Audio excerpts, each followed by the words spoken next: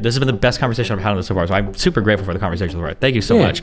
Both sides are like locked on these train tracks where it just feels like they just want to keep fighting and fighting and fighting and fighting and fighting, and it just seems really hard to break them out. I'll ask you, because I know you've got to go. By the way, the next person you're talking to is my political arch nemesis, Hasan, which is very funny. Don't tell him you came from here. What do you think is like the most realistic path forward? I only can see a one-state solution. Oh, he's going to bring up, but Israel turns down all the ceasefire agreements because they don't actually care about the hostages. They're just using an excuse to go to war with Gaza. This ad, because it's like the Benjamin Netanyahu war cabinet does not give a about the hostages, okay? Beyond using the Israeli prisoners of war and the hostages as a talking point to continue justifying their ethnic cleansing campaign. The hostage family members who have been demanding a ceasefire. This is what I'm saying. That's what I'm saying. Like, you don't ever go to Hasan's stream to learn anything or to find, like, I'm just going like, what do the progressives think about this thing? Like, I could write the script for this dude's streams. Just so you know, I'm live, so don't say anything crazy or reveal any personal information. Okay. Yeah. You want to introduce yourself? Yeah, this is Marc Lamont Hill. I am a journalist and an academic and a YouTuber on the Marc Lamont Hill official YouTube channel. And I'm excited to talk to you, man. I've heard a lot about you. Uh-oh. Well, I don't know what your positions are on anything. I know sometimes people tag me with big accounts and they're like, hey, debate Israel Palestine. And I've been doing a lot of reading for this particular area. So yeah, I've just been talking to a lot of people, generally pro-Palestinian people, sometimes the really pro-Zionist people. But yeah, do you have a particular spot you wanted to start at, or? No, I mean, it's funny. People have said the same thing to me about you. Like, you know, you two should debate. And I don't know what we would debate, but I think for me, I guess the most interesting place to start is the moment we're in right now, given all of the death and violence and destruction, and kind of making sense of it. Maybe then it'll cause us to take a step back and figure out all the causes and the solutions. Yeah, sure. Yeah. I can get my perspective, and then yeah, we can go from there if you want. Sure, that works for me. Yeah, I think right now, I think Israel is in a war with the Gaza Strip. I think Hamas is the stated enemy. I think Israel's goal is to eliminate Hamas. I think they have the moral authority to do so. I think it's totally acceptable that they go to war with this. I think that, unfortunately, there is a high cost right now of civilian casualties. I'm not sure there's any way to avoid that at the moment. I don't think a ceasefire where Hamas remains in power is acceptable. Yeah, I think broadly, that's kind of my takes on the current conflict right now. Yeah, that's an interesting perspective. I don't begin from the same place. For starters, I don't begin from the place of saying Israel is ever in a position of moral authority. I don't think that's the case. But more fundamentally, or probably more relevant, certainly more urgently, I don't believe the claim that they are actually fighting Hamas, that they're at war with Hamas. I think the thing that I've been consistently saying is that they are actually, it's a war on the Palestinian people. It's a war on Gaza. And Hamas becomes an effective, a compelling, maybe even a persuasive pretext for a set of actions that they've always wanted to do and that they've always sort of done. And finally, Hamas, I think, gave them ample reason and excuse to do so. Well, I guess, yeah, I mean, I guess we can dive into that. I feel like this idea that they're at war with the Palestinian people, what do we mean by that, I guess, more specifically? That they're a few things. One, when you look at sort of the statements that have been made, which we could take or leave as they argued in the ICJ, you know, some of that is just anger and emotion and all that stuff. But there have been numerous Israeli statesmen, numerous Israeli former military figures, people in the Knesset, people who range from the middle to the right wing, who have sort of said, hey, we're going to have another Nakba here. People who have said we're going to bomb them 3 generations back. We're going to turn Gaza into tents.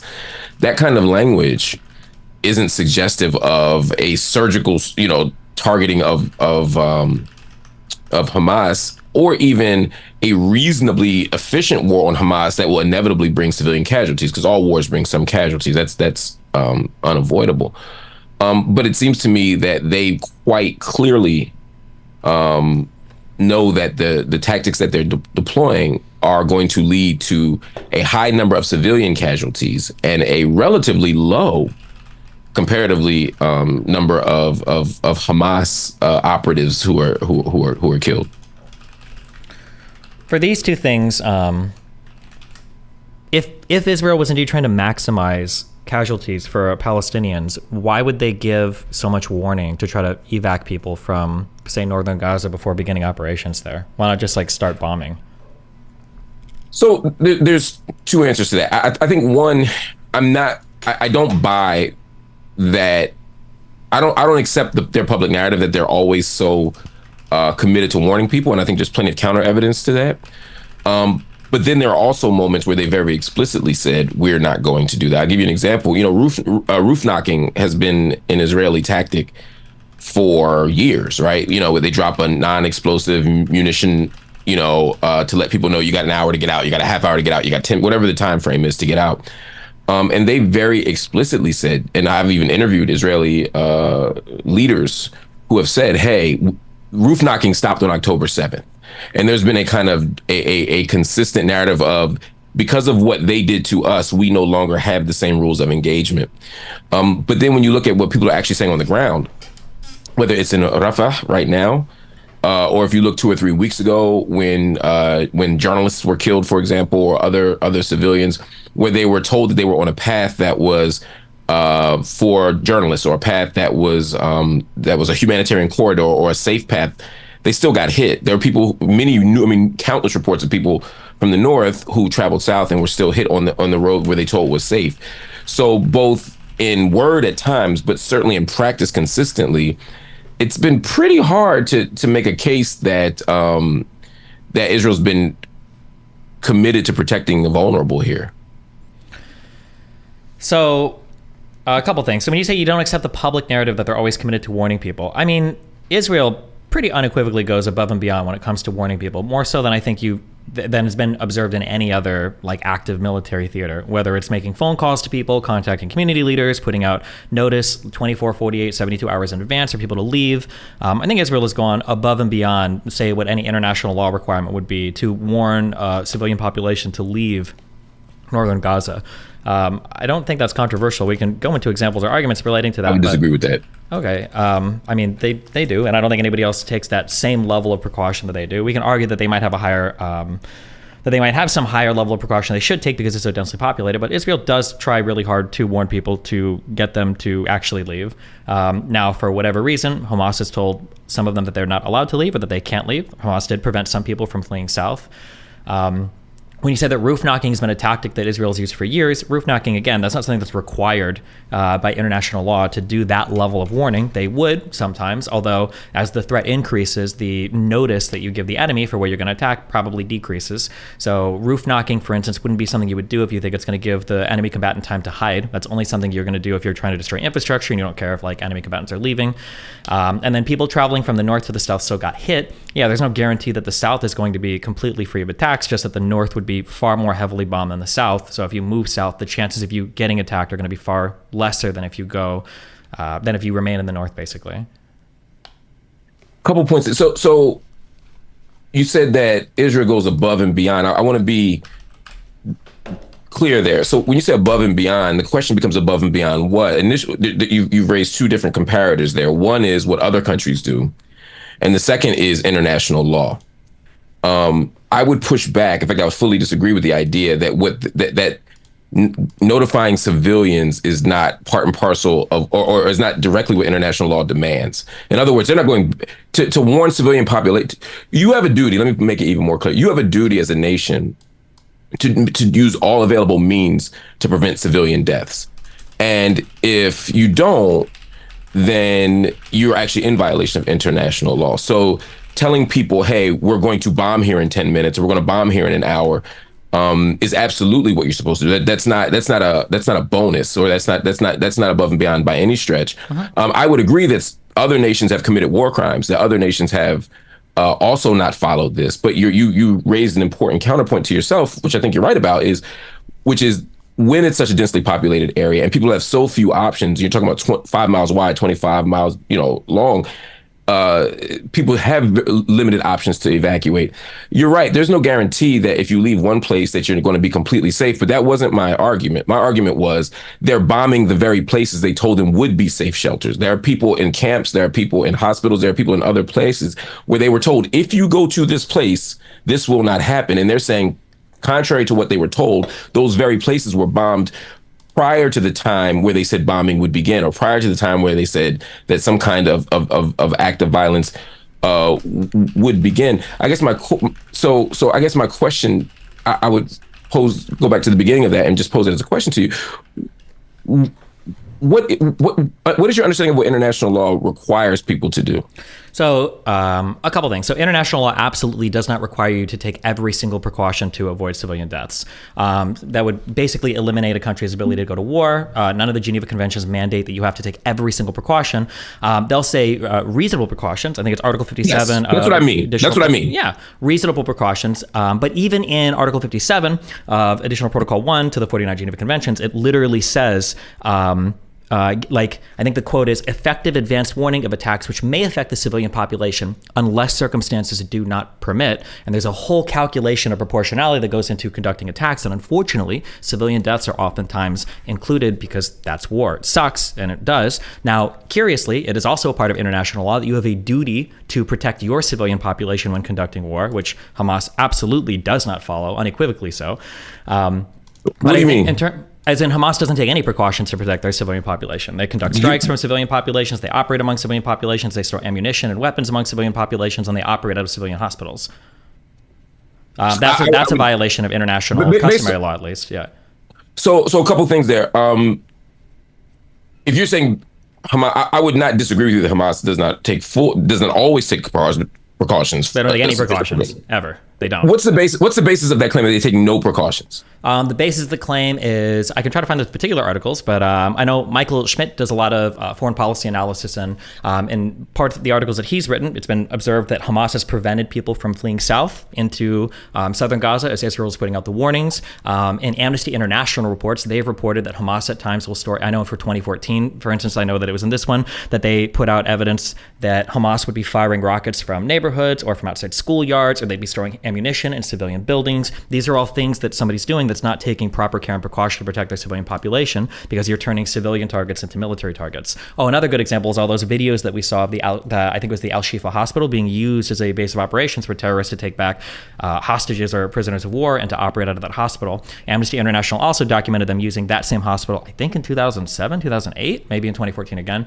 as like an interrogation center too. Once you do these things, these places lose their civilian protection status. They become military targets under international law. So there's like 4 things there that I strongly disagree with. Sure. The first thing is just at the level of argumentation. I stipulated at the beginning that I think sometimes Hamas doesn't take sufficient precaution. Your arguments prove the point that I was already making, which is sure, they don't always take sufficient precaution. That's a critique I would have of Hamas. You agree that that's a violation of at least international customary law? What I was disagreeing with is that they don't take any precaution, and there's just no basis for that, right? To say they don't take any, and the reason, and I'm not trying to quibble or be pedantic here. I'm saying that there's plenty of evidence of Hamas doing the opposite. It's just if you point to the examples where they do, you can say, well, sure. Oh, okay. Right? Okay. Could you give me some? I'm curious. Yeah. I will. But let me circle back for one moment. Well, actually, let me answer so you don't think I'm avoiding it. Sure. There's a reasonable expectation again that if people are in a hospital, they're in El Shifa, they're in El Ahli, they're in these places, that they won't be struck. And the fact that there is a Hamas soldier in there or a Hamas affiliated person in this structure doesn't mean that you lose the protected status. It's a pretty high bar you have to meet to lose the protected status, and the burden of proof is on the established nation. So my point is the fact that civilians are encouraged to go to these locations is actually a sign that they won't be struck, is a desire not to be struck. Now you could make the case, one could make the case that they're deliberately telling civilians to go there because they won't be struck. Right, and that's a military tactic rather than, say, a philanthropic one or a generous one. We could debate that one way or the other, but nevertheless, the decision to have them go to those spaces is specifically because there was an expectation based on international law and convention that they wouldn't be struck. You mentioned Al Shifa Hospital, though. When you look at the evidence of Al Shifa Hospital, when you actually look at what was presented, the case that they made, not the drawings, not the cartoons, not the animations, but the actual evidence that they showed from Al Shifa Hospital, there was not sufficient evidence. I saw little evidence to demonstrate that Al Shifa Hospital was a command center. Could there have been a Hamas soldier underground? Of course there could have been. I'm sure there was, right? But again, you're in the most densely populated place in the world. There are going to be Hamas. There's literally no place from which Hamas could operate that would not have some civilians nearby. And that becomes part of Israel's argument, which again has been unsubstantiated by the international community, by human rights organizations, by the legal community, by the diplomatic community. There's been no persuasive case made that Hamas is fundamentally using human shields. It's a consistently made argument by Israel, but it hasn't actually been made. And if you look at Al Shifa Hospital, when you look at, for example, the photos they revealed, where you saw some handcuffs, a little bit of weapons, a box of dates, there's all this stuff, but there was no evidence that it was a command center. And the idea that because Hamas is there, we can bomb it is absolutely not true. I agree with you. Hospitals can lose protected status. They absolutely can. But none of the hospitals, even like in the last 48 hours, we've seen several hospitals struck. There have been shootings inside of Al Amal Hospital and inside of another one in I believe, Khan Yunis. That certainly, there's been no case that they've lost their protected status, and yet people have still been shot inside of them, or at least Israeli soldiers have shot inside of them. I don't know. The last report I saw was not necessarily that someone was killed, but they're shooting inside of them, which is a violation of international law. And so this idea that Israel has obeyed international law or been committed to it outside of their own statements is a bit puzzling to me. And the reason why I don't take any nation state on their face. It's not particular to Israel, but Israel has consistently in Protective Edge, in Cast Lead previously. If you just look at the last 3 so-called wars, they have consistently made claims that have never been proven and have often been proven to be not true later on. So I find that there's a lot of misunderstanding when it comes to international law, and I feel like that's where most of these claims come from. So Hamas undeniably uses human shields. I know that Finkelstein puts forth this idea that a human shield is when you commandeer or or you basically forcefully conscript a civilian to pick up a weapon and fight. Under international law, human shielding just means you're co-locating military objects with civilian objects. For us, for international customary law, it'd be Rule 97 on the ICRH website, or the ILH, the International Red Cross Customary Law Database. I think it's Rule 97. Yeah. It's called human shields. Yeah. So co-location of military and civilian objects is human shields. Now you can say that it's hard not to use human shields in these areas. That's fine. I mean, there's stronger evidence of sometimes civilians in Gaza will move towards particular Israeli sites that they say they're going to strike. You've also got the fact that Hamas themselves said that they're going to use those hostages or put them in tunnels. So if Israel tries to attack the tunnels, that would be an example of human shielding. Also taking hostages is also a contravention of international law. So the other side is already breaking tons of international law. On the Israeli side, again, I have to reiterate, and it sucks, and I know that it sucks, but civilians die in war. Typically, your international laws are going to prevent a party from either acting with wanton recklessness or specifically targeting civilians for the sake of killing civilians. Killing civilians in and of itself is not a war crime. Killing civilians, even a lot of civilians, to kill a few combatants is also not a war crime. Targeting hospitals that are housing enemy combatants is also not a war crime.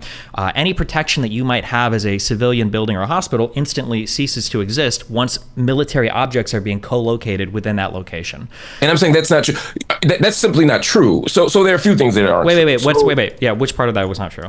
We can be very precise. The co-location of a military object does not ipso facto disqualify a site as a military site. By that argument, if a single Hamas soldier were to walk into a children's hospital in Gaza, you're saying that we could then bomb the hospital? No, wait.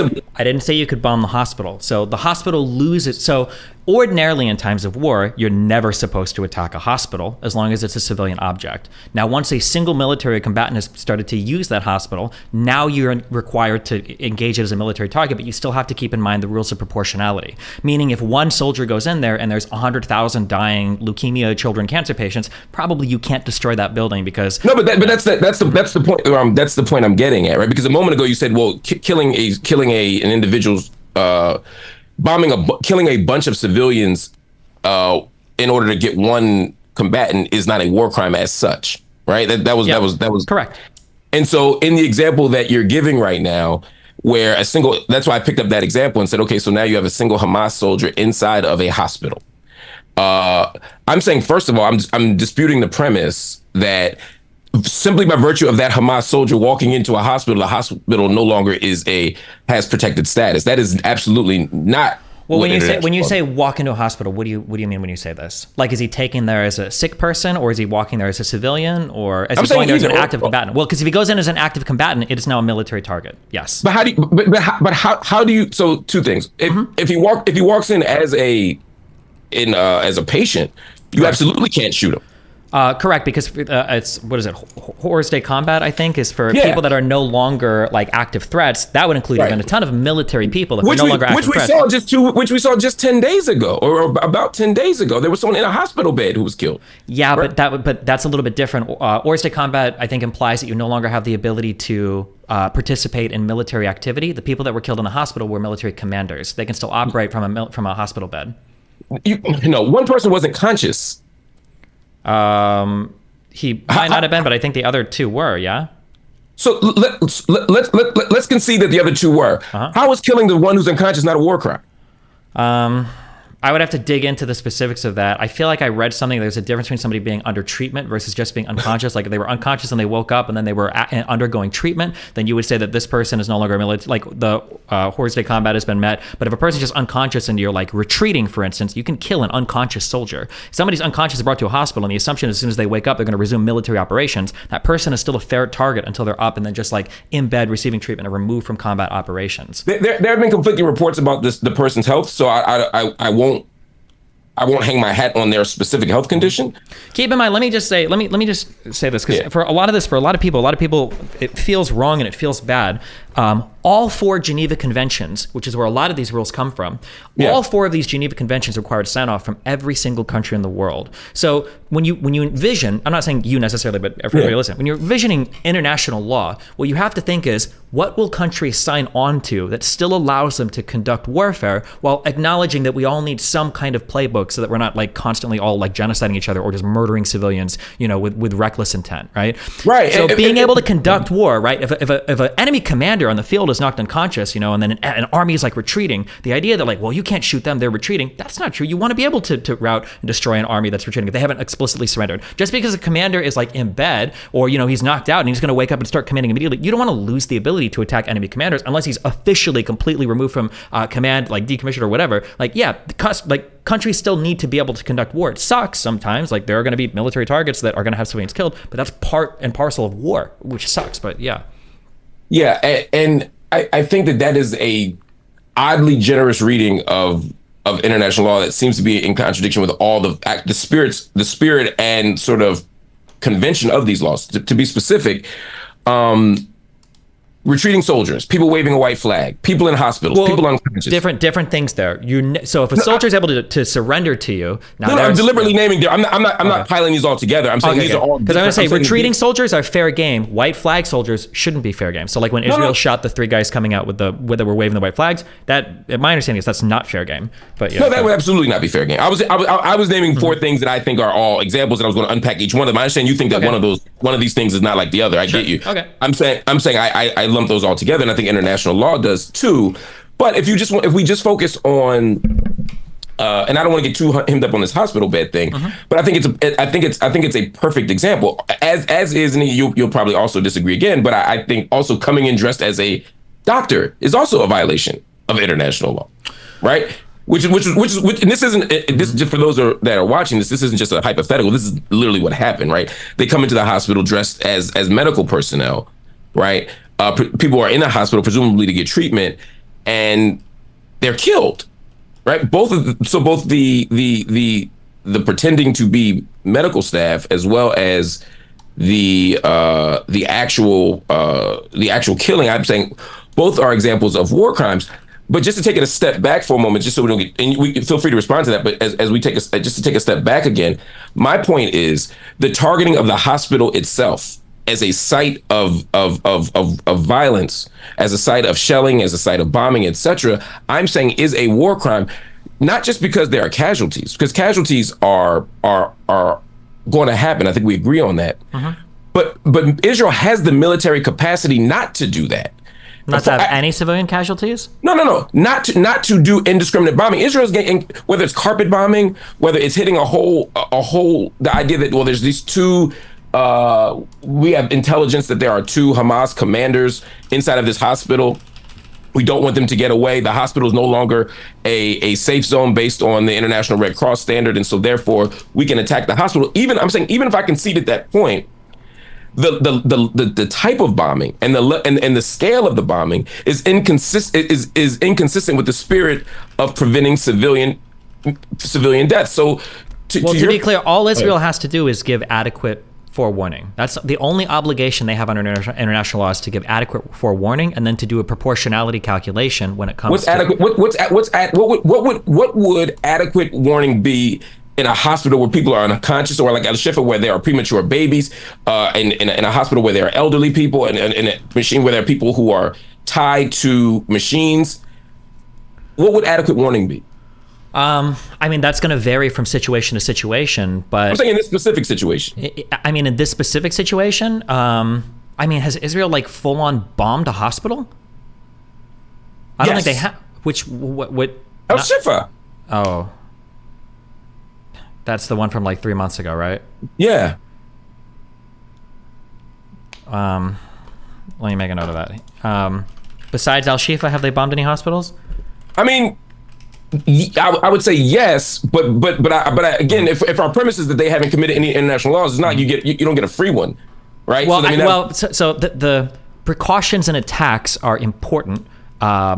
This comes under Article 57 of the Additional Protocol 1 of the Geneva Convention.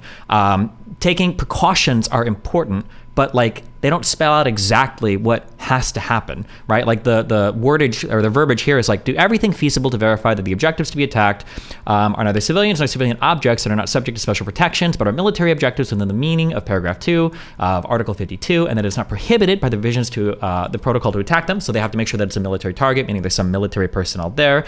And then it says you have to take all feasible precautions in the choice of means and methods of attack with a view to avoiding and in any event to minimizing incidental loss of civilian life, injury to civilians, and damage to civilian objects.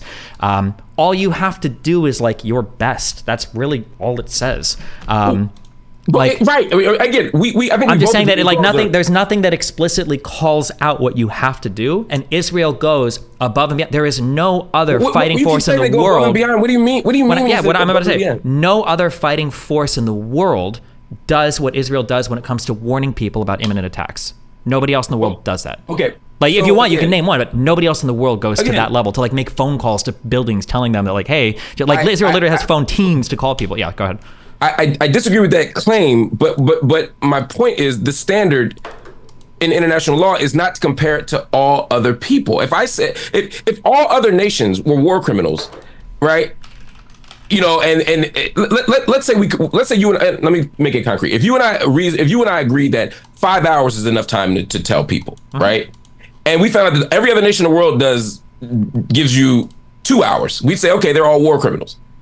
And then if Israel does 2.5 hours, they'd still be war criminals, even if they go above and beyond every other nation. So I'm saying it's actually not proper to point to other nations as the comparator, right? Well, no, but I mean, like as a matter of international customary law, I mean, we kind of do. We look at like how does everybody act? What do we all agree are the rules? And if nobody else is taking the level of precautions that Israel is, it's hard to say that like Israel isn't taking enough precautions, right? Unless we agree that no nation takes enough precautions, right?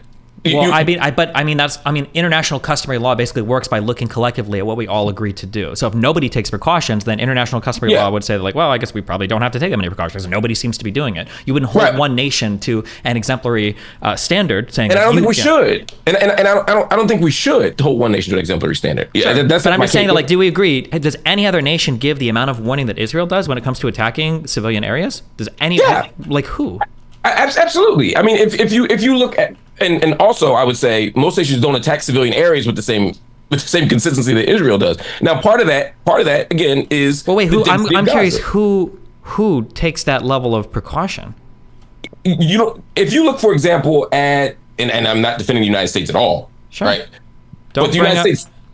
But it's I hate defending the United States, but absolutely the United States takes precaution before we take precaution, but not that we weren't making phone calls to houses. We dropped a ton of leaflets. Was this for Mosul or Fallujah? We dropped a ton. No, it's not. Sartor? I want to say it was the. There's one of these a good one, but like we'll drop leaflets. What? Yeah. I think you mean Southern, yeah. Yeah, it might have been, yeah. We'll drop a bunch of leaflets, but I'm pretty sure. Oh yeah, the siege of Sadr City. I'm pretty sure after we dropped the leaflets for that, and we gave them, I don't know how many days was it to leave. After that, we were like, listen, if you're still in the city, you're fair game. Right, but if you look at the first move in Gaza, it wasn't a couple of days. It was hours. That's my point. No, it was. There was, 24 hours. There was a false report that it was 24 hours. That was never stated by the Israeli military. Some people ran with that headline. No, people on the ground. Again, if you're saying that if Israel says it didn't happen, then we're going to be at an impasse. But people on the ground in northern Gaza talked about getting hit 24 hours later. That's the point I'm making.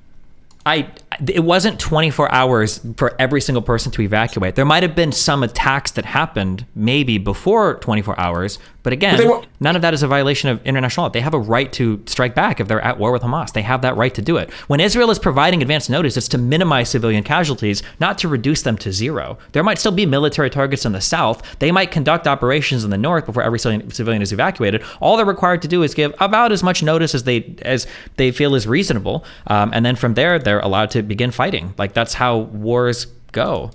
And again, I think to reiterate, nobody has given the level of preparation for civilian targets. Russia doesn't. Even the United States doesn't. Ukraine doesn't. Literally nobody gives this level of notice to targets and areas before they begin conducting warfare. Nobody on the planet. Again, where we disagree is on two things. One, I disagree with the amount of notice that you're saying they're giving. And second, even when the notice is given, I'm saying those areas are struck. So in every instance where they were told there was a humanitarian corridor in the south, they were struck. People's cars and buildings were struck going south when they were told to go from the north to the south. There's nothing illegal about any of that. The idea is, listen, the most active areas are going to be in the north. You need to go south if you want to be somewhat safer, because Hamas doesn't protect the civilian populations. That's the winning Israel. That doesn't mean that you can't say they got notice. Then you can't say they got notice. If I say go down Main Street, I say, look, we're going to start bombing here. So everybody take Main Street and take Main Street until you get to the other part of town so that you can be safe. And then I start bombing Main Street. I can't then say, well, I gave you warning, but it's war. So, I can't promise you Main Street won't get bombed. That's exactly what you could do. Yeah. If you say, listen, I'm going to bomb the north part of the city, go to the south part of the city if you want to be safer, and some people get bombed on the way to the south part of the city, that's part of the military operation. Now, the idea is the north part is going to... You gave them notice. You only have to give notice with what's reasonable. It's literally written into the Geneva Conventions for whatever reason, unless other circumstances... under who deems that unreasonable? Again, I ask you, does anybody else give this level of notice? The answer is no. Nobody else does. So we're holding Israel to an impossible notice standard here that nobody else is required. First of all, most nations when these types of bombings are happening are not asking large chunks, in this case, sometimes half of the entire population of the territory to move across the territory in 24 to 72 hours. Right? So we're not comparing apples to apples. If there are 2.5 million people in Gaza, or 2.2 million people in Gaza, and I'm telling 900,000 to 1.2 million to go from the north to the south, and I say you have 72 hours to leave before we start bombing. And then within hours, I'm bombing the very roads that I told them to take when they have no alternative. I mean, we're looking at it again right now in Rafah. We're looking at people who are being told, look, we're about to start a ground invasion. We're going to start a ground invasion, and so you need to leave. They're 20 kilometers south of where they need to be. They have no means of getting there. All the infrastructure is destroyed, and people are getting hit on the way out. If people are fleeing south and Hamas combatants are operating within those groups of people fleeing, are they now not able to be targeted by the Israeli military? So ask the question again. Let's say that people are moving south and there are combatants that are moving among those people. Are those combatants now free from being targeted by the Israeli military? So that's a good question, right? The short and simple answer would be, from a legal perspective, no. I don't disagree with that, right? Okay, that's the whole point, right? But there's a more complicated answer. I just didn't want to seem like I was avoiding what you're saying. Yeah. But the issue again becomes, particularly when you have all available means, right? Because again, you take all reasonable precautions. If I say, well, look, there's a Hamas combatant among these 100,000 people, what technology, what weaponry, what tactic am I deploying to get at those one or two Hamas operatives? Now, if we begin from the premise that hitting one or two Hamas operatives is so sufficiently important and urgent that we can engage in a military tactic or strike that we know will unavoidably cause 20 or not, I'll pick a more practical number, 300 people to die today, which consistently happens, then we have to ask ourselves, is that the only method? And is that target sufficiently worthy of that type of strike? And what we've seen consistently since October 7th is that any Hamas operative, any person who we deem to be an enemy combatant, is worth 100 to 150 Palestinian lives. And so when we see, for example, a bomb drop in a refugee camp, or we see a residential home struck, well, we know there's 8 people in there and maybe one is Hamas connected, maybe, right? Then we're taking a very high risk. And when we look at the fact that most of the people killed are women and children, 2/3 at this point. Well, those numbers, well, children is a misnomer because it depends on what we mean by children. Are we talking about under 17? 18? Yeah, I don't think that's a valid use of the word children for this particular region. Why? Because 15, 16, 17-year-olds can be part of the military and can fight. Right, which becomes. And when we say children, we're invoking the idea of like 4, 5, and 6-year-olds being killed. I think these are very different things. I'm evoking the idea of people who are not legal adults. You know, if there were a high school shooting here in the United States, we would certainly say that children were killed. But I think sometimes, sadly, when we talk about the Middle East and the continent of Africa, we often adultify young people, and even in our framing of statistics, we say, well, you can be you're of enemy combatant age at say 14, and so no. Okay, when we say children, the reason why we use the word children is because we're evoking a few concepts. We're invoking usually somebody who doesn't have physically the means to fight, and we're usually invoking somebody that isn't participating in any reasonable capacity to fight. That usually when we say children, those are the two things that we mean. When you're talking about a 15, 16, 17-year-old that spent sometimes years training with weapons and is partaking in active military conflict and then gets killed in said conflict, to say that like, wow, they killed a child, that's really not fair. That's a really... So when a 15-year-old Palestinian is killed, you're saying that's just an adult kill? I didn't say that that's just an adult kill. I'm just saying just because they're 15 doesn't mean they were a child. Okay. I'm saying... We can stipulate to new definitions of childhood, but I'm saying... We don't have... No, it's not about stipulating new definitions. I'm just saying that child cosigns a lot of stuff. There's a lot of associated stuff. Generally, again, it's somebody that's usually helpless. It's somebody that's not taking part in an active military conflict. Usually somebody who's...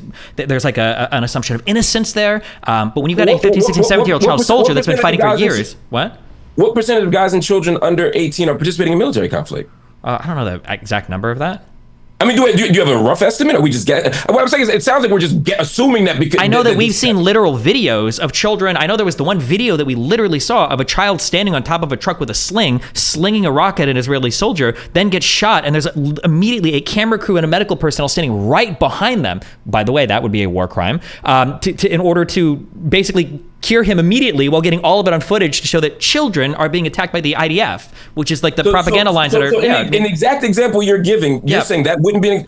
because that child slung a rock, you're saying that means they're a combatant and therefore a child wasn't killed based on the concepts that childhood invokes that you just raised? Is that what you're saying? Yeah, of course. Obviously, yeah. So when we talk about school children being killed, right? Like, when you talk about Columbine, we don't usually refer to the shooters as like the children killed other children. You say the shooters or the mass murderers killed the children because it feels weird to say the children killed the children because child carries with it again these assumptions of innocence and non-combatant, non-militant activity. Nobody would refer to a 15, 16, 17-year-old that's had weapons training for years, carrying an AK-47, raping and murdering civilians as a child. That's a really weird way to refer to that. Well, it's a way to make made a whole leap with the raping and murdering civilians thing, but to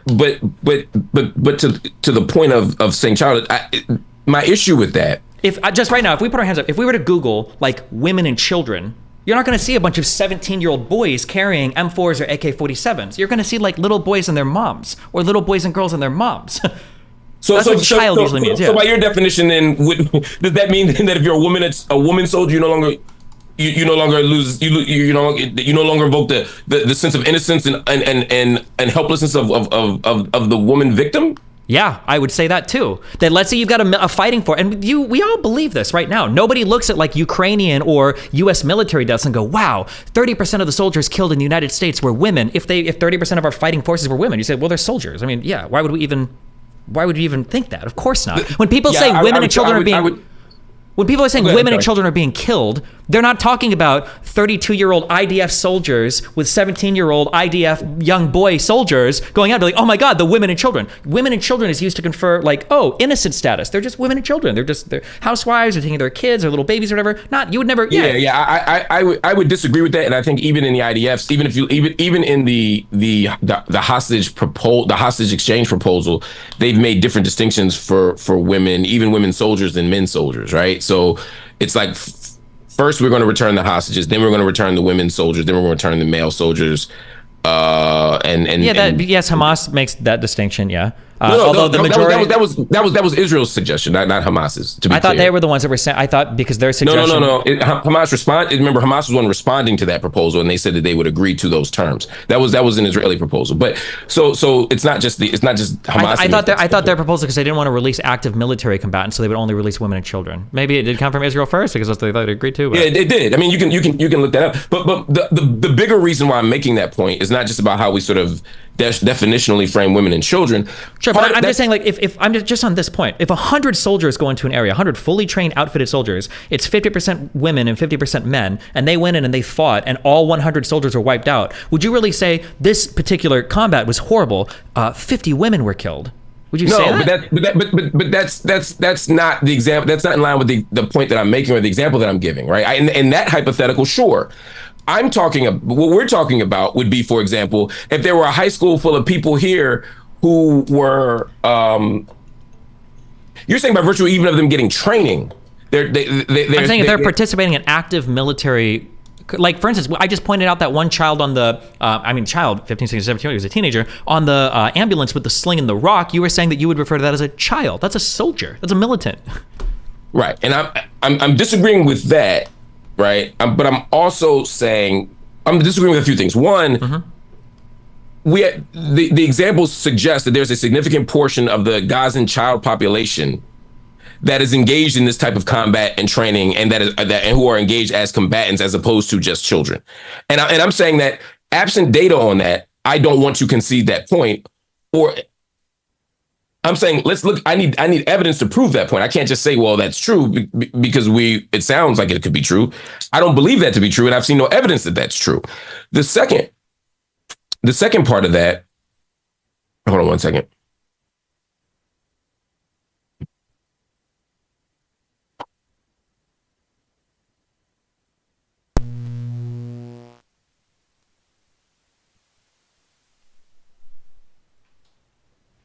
Can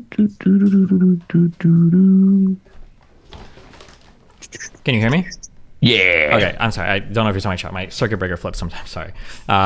Which, so, like, just on that point, like, for instance, nobody would refer to, like, Rittenhouse as a child, right? Kyle Rittenhouse was a child? Sure, I would. Okay. I feel like we have a different understanding of that, but okay.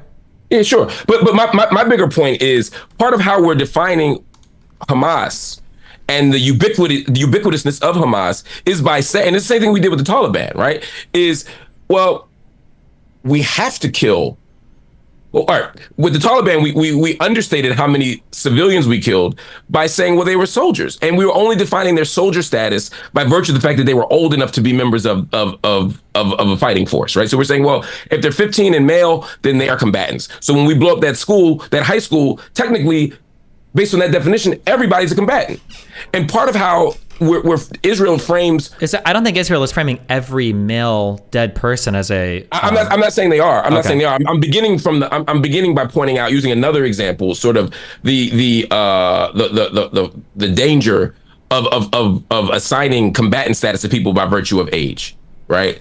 In the case of Israel, what they're doing, and even what you're doing right now, is saying, well, there are large numbers of Hamas people there. Right? In this room, in this refugee camp, in this house, right? And part of how Israel defines, and this is part of how Israel justifies saying they're getting at combatants and not civilians, is to, one, loosely define a Hamas connection. When you look at, when they say someone has a Hamas connection, or these journalists that were killed weren't real journalists, they were Hamas soldiers, and then you look at how they're defined as being part of Hamas, it's often like, well, they work for state TV, they have a cousin who they met with, here's a picture of them 5 years ago at a Hamas meeting or wearing a uniform or something of that sort, right? And so we create this broad and loose definition of what it means to be Hamas. And so even if someone is not involved in an act of combat, we still say, well, they may not be a civilian. And the only people we seem to be conceding are civilians all the time are the people who you're narrowly talking about, right? In your example, right, which are the housewives and the 5-year-old, right?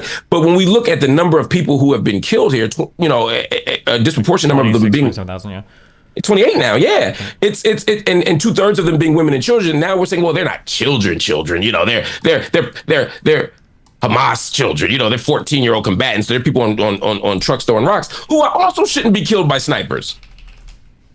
Do you? This is like we don't have to spend too much longer on this particular topic. Do you know Cat Williams? Yeah.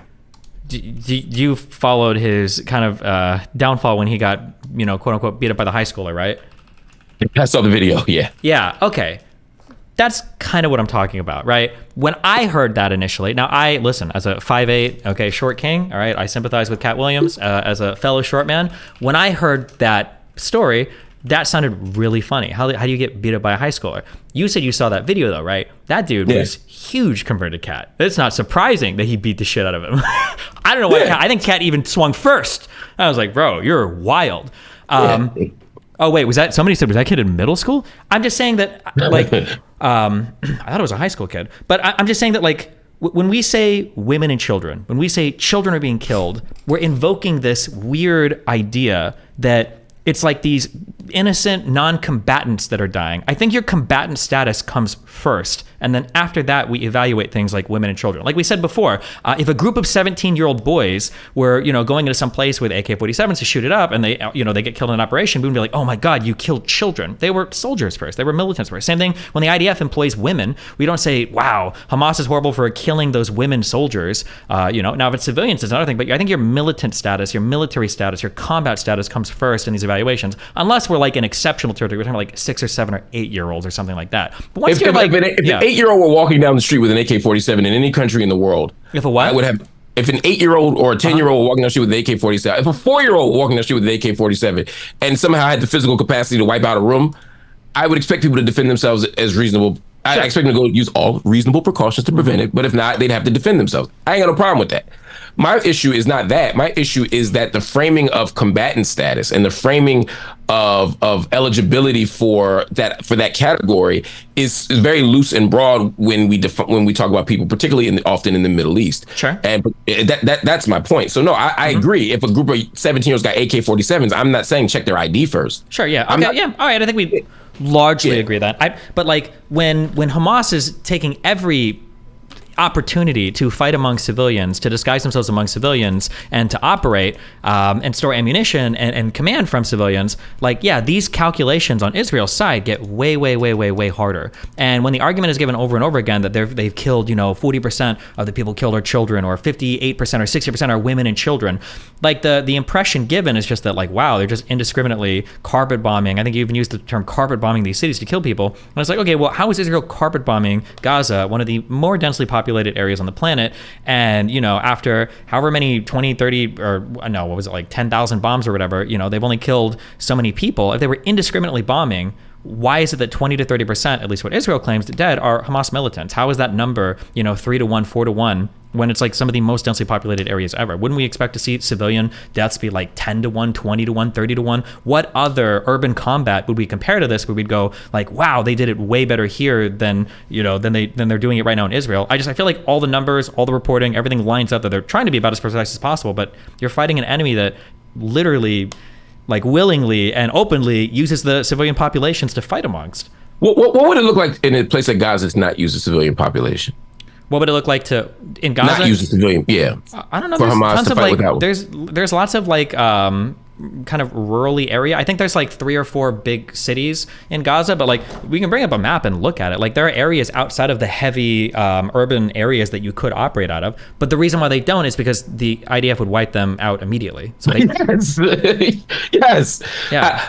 But you're laughing, but that's the justification for using human shields. That's not a justification in international law. You can't say like I'm using human shields. No. I'm not saying they're using human shields. What I'm saying is I'm saying that it is a dense area. I'm saying that it is incredibly difficult to fight in a dense area without being very close to people. I agree with what you're saying. No, I know. But just hear this. The part where we're disagreeing is two things. One, I'm saying that rather than conceiving of Hamas often using human shields, I'm suggesting that they're occupying that Israel. I'm looking at it from the opposite side and saying Israel is using the pretext of Hamas is everywhere and even lumping other non-Hamas folk into that Hamas pile. As a pretext for being fairly indiscriminate in the bombing, because when I bomb when I blow up the mosque like happened 2 days ago, when you bomb the mosque, you can say, well, yeah, but there's so much Hamas in the area, and so to me, the ability to be more surgical, the ability to be more precise. I mean, Hamas doesn't have the military capacity to be indiscriminate. To be discriminate, excuse me. When they fire their rockets across, they don't actually have the ability to be indiscriminate. That's not to defend it. It's a war crime. Again, I begin from the place of saying Hamas has committed lots of war crimes. I'm never saying they don't.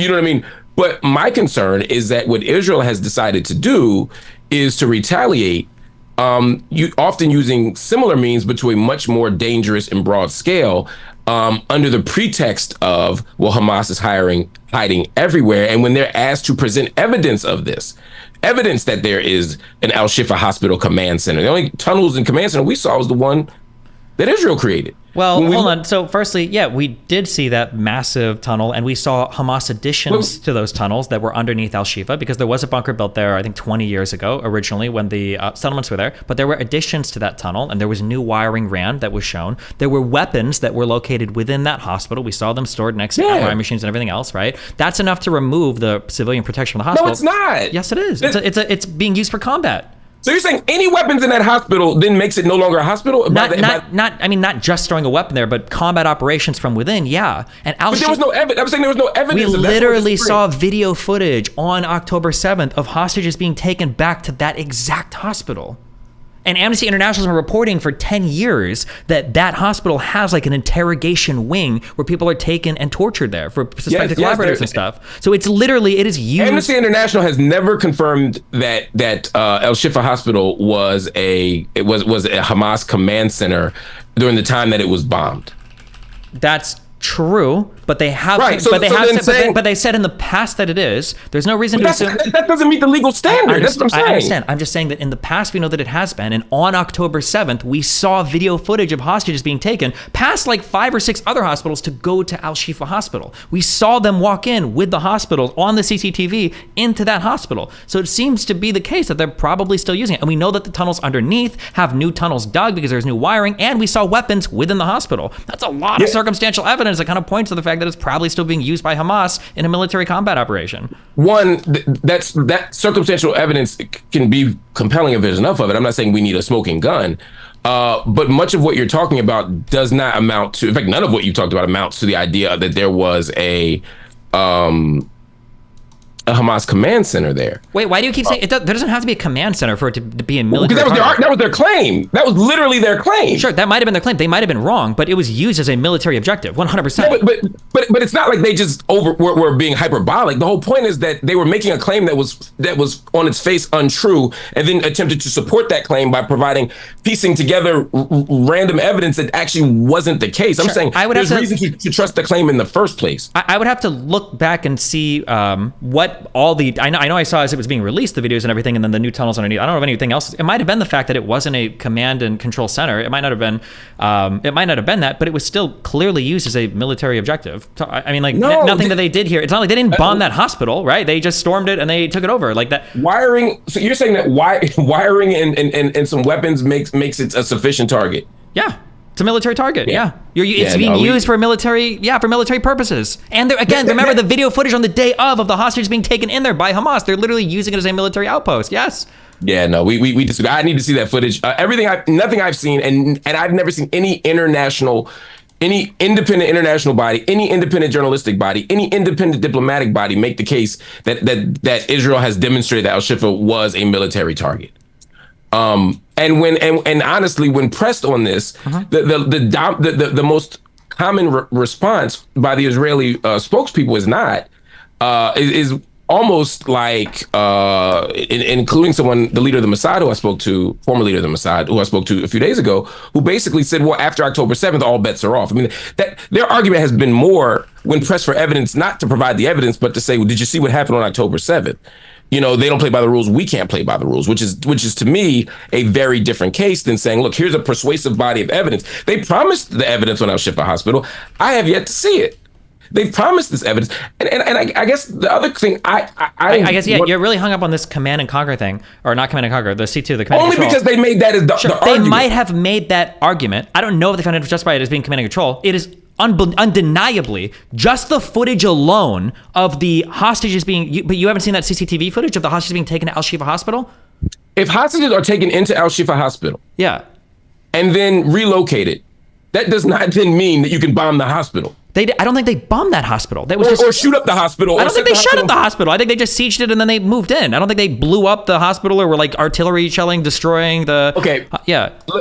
We're going to disagree on that, right? But this is provable stuff. But so we can just look it up. Sure, but I guess my bigger question for you on this point, but also to the bigger question, why do you trust the Israeli government's claims so much? Because much of your arguments rest on the Israeli government telling the truth when they consistently have not. So I think that the Israeli government has every incentive to lie. I don't think we should just believe what they say. So I think what you look at is you try to look at other parties that will verify things. I tend to trust the United States here. And you'll look at what international human rights people are saying, and then you'll look at other journalists that are being allowed to look at stuff and then what they're saying. And then we kind of look at the numbers and then we see basically what's going on. So for instance, let's say that it was the case that like 3 hospitals get J-damned, get bombed, completely obliterated. And you're looking at the news, you're like, okay. And then let's say that the Hasan Health Ministry Gazan Health Ministry reports 5,000 dead between the 3 hospitals.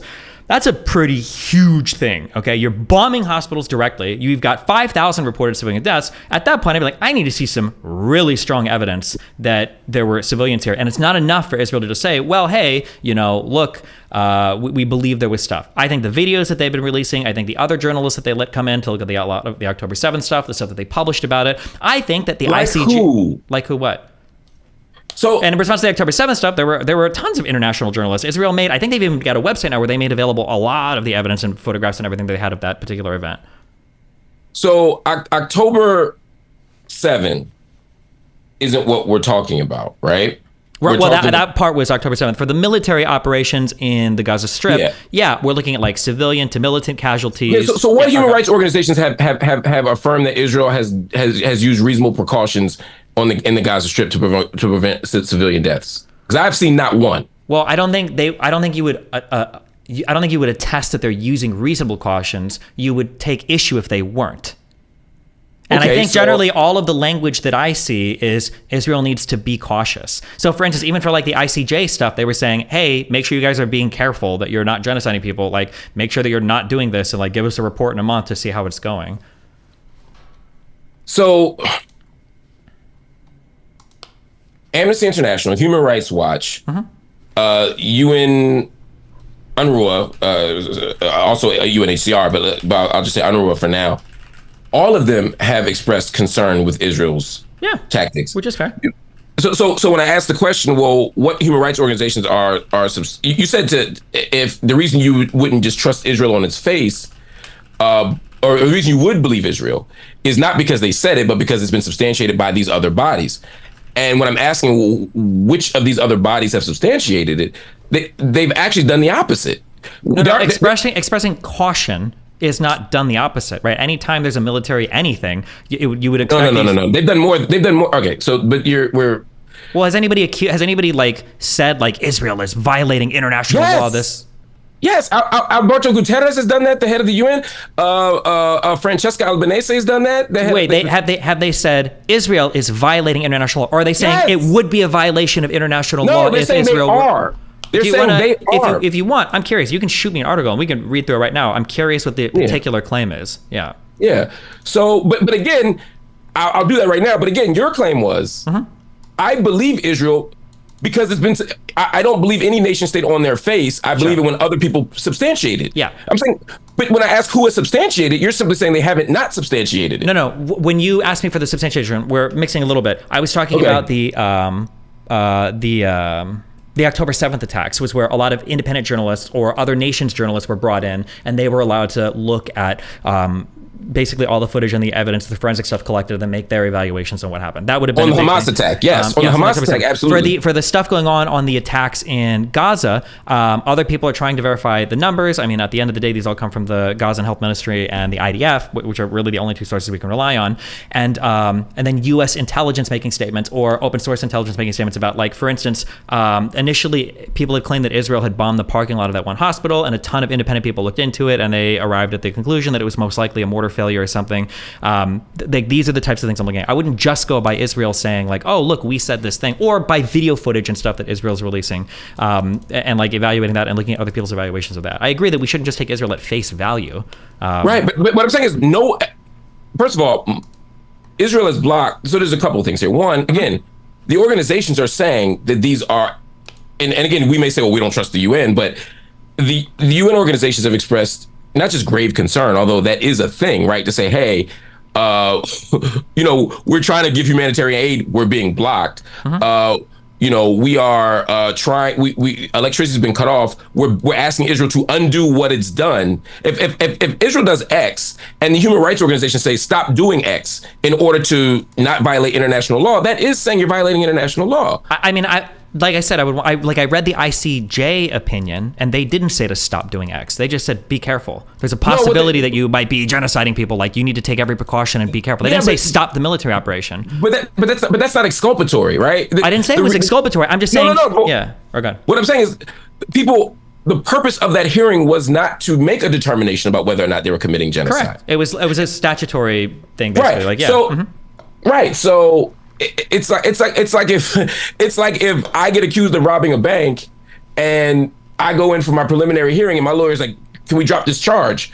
And the judge looks at the video footage of me with a mask on and says, there's reason to think you might have done this. We're gonna proceed to trial. And then I walk out saying, the judge didn't say I was guilty. Judge didn't say I robbed. Of course not. That wasn't what it was for. Sure. And Israel's actually trumpeted that decision or the response of the court in a way that would suggest that somehow the court's failure to say that they were committing genocide, or in my example, the judges or jury's decision say that I didn't rob the bank, is somehow evidence that I wasn't doing something wrong. I 1,000,000,000% agree. It could be that in 1 month, the ICJ, because you're correct, I agree with you, this ruling was to make sure that South Africa had grounds to bring the case, and that prima facie it looked like it could have been, is there a genocide happening? Well, they looked at the facts, like, there's a lot of civilian deaths. There's been a lot of crazy statements, I agree, by Israeli leadership. Yes. It's possible. We'll look into it. I'm not citing that to say like, oh, well, look, they didn't say to stop right now, right? You're at pre-trial, so you must be innocent.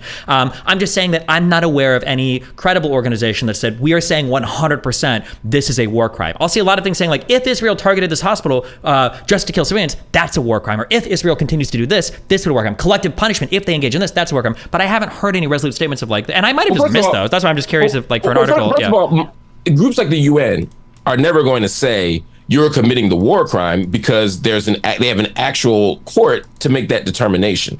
So just as a diplomatic matter, they rarely will say you're doing this. Okay, that's fair, but that's a different statement earlier when you were like, they've said they're committing war crimes. I'm only speaking about the UN. Okay, sure. Okay, go ahead. Sorry, I'm only speaking about the UN. Okay. I'm going to the other ones, but the other ones have said that. But I'm saying the UN won't say that. What the UN will say is, similar to what the ICJ said is, look, there's a chance you're committing war crimes. We're not saying you're committing war crimes, but it's plausible you are. These statements sound crazy. It sounds like you're advocating genocide. So here's what we're going to do. We're going to tell you not to do these 4 things. Yeah. Right? And what are those 4 things? The literal textbook definition of genocide. It would be like the judge saying, look, I'm not saying you robbed the bank, but what I am going to say is, until trial, don't go in any banks, don't wear any ski masks, don't slip any notes to tellers. I'm not saying you're a bank robber, but I am saying, like, in the future, don't request sums of money that aren't in your account. And that's effectively what the court did. They're saying, we're not saying you did, but we're saying the emergency measure was designed to stop them from doing the things that they're doing. Now, the problem is, and I think this is where, again, the differential interpretations of international law come in, is that Israel's saying, well, that's what we've always been doing. We've always taken reasonable precaution. Yeah. We've always done all the things. And so Israel's definition of reasonable precaution is wildly different, I think, than the bulk of the international community. Potentially, which is why I think it's good that the ICJ, as part of that ruling, said you need to prepare a report in 1 month and then we'll go over it. I think that was a good thing for the ICJ to do, and I would hope that Israel would, to some extent, as best they can, participate in that to hopefully exonerate themselves in the eyes of the International Court of Justice. I think that was a good thing for them to do. Yeah. Oh no, I think you're right about I'm pulling up an article simultaneously now. I think you're right. The ICJ's decision was important. The ICJ's involvement was important. I hope the ICC's involvement will also come in soon, so that we can actually have an international body. I mean, Israel's already said, though, no matter what the ICJ says, we're not going to do anything different.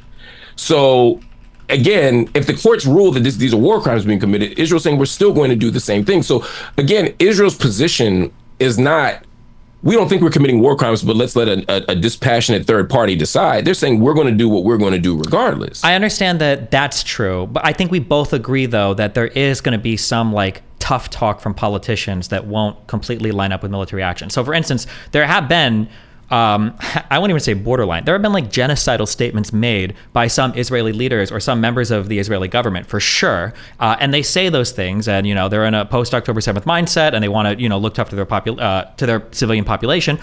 But I think it's pretty clear when you look at how the military is operating that they are trying their best to stay within the corridors of international law, because they know that if they, for instance, that Israel lost a lot of international support in the days following that parking lot explosion, when people were accusing them of having blown up that hospital. Israel's response to that, and you can see when they get accused of things like that, their response to the white flag thing when they shot those 3 Israeli hostages, their response to that hospital parking lot bombing that people initially accused them of, their response wasn't, well, we said we were going to do whatever we want. Fuck you guys. We're going to do whatever we want. We're big dog in it. We don't care about you guys. They were like, ho, hold on.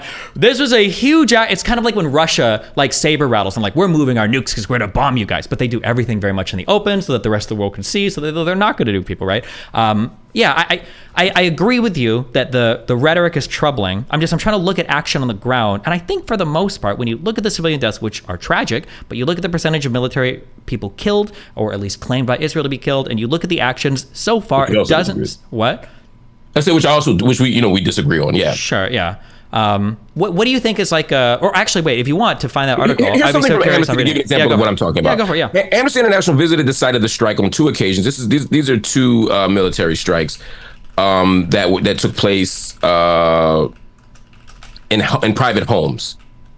I'll give you the date in a second. I'll shoot you the article as well. But this article is recent. It's February 12th. So it's today the 12th. Yeah.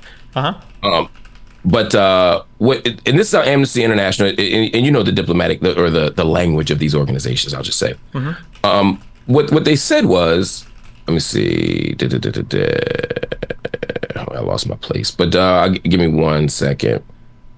They basically said that there was Amnesty International's research did not find evidence that any of those staying in the house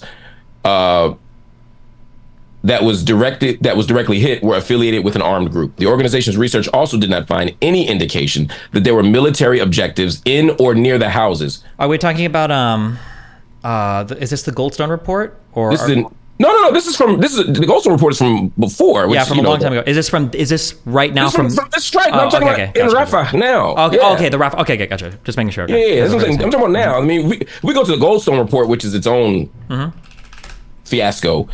Do you want to link me real quick what you're reading, just so I can have it up on screen? Yeah. What's the? I'll DM it to you real quick.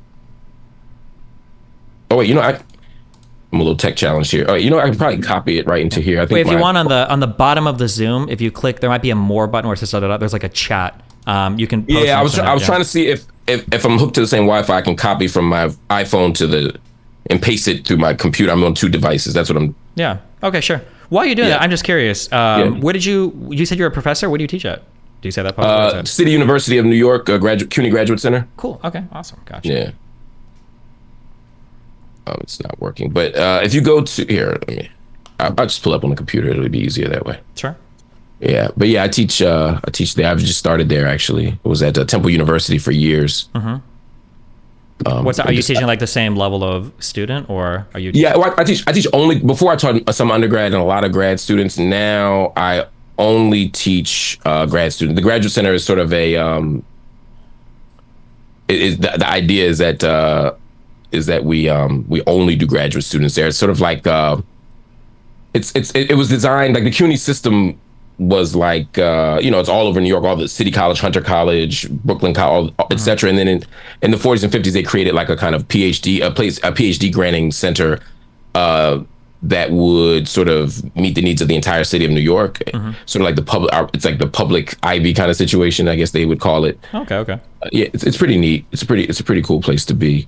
Paul Krugman's there. It's a lot of big time scholars are there. Gotcha. The one. Yep. Oh yeah, that link worked. Thanks. Awesome.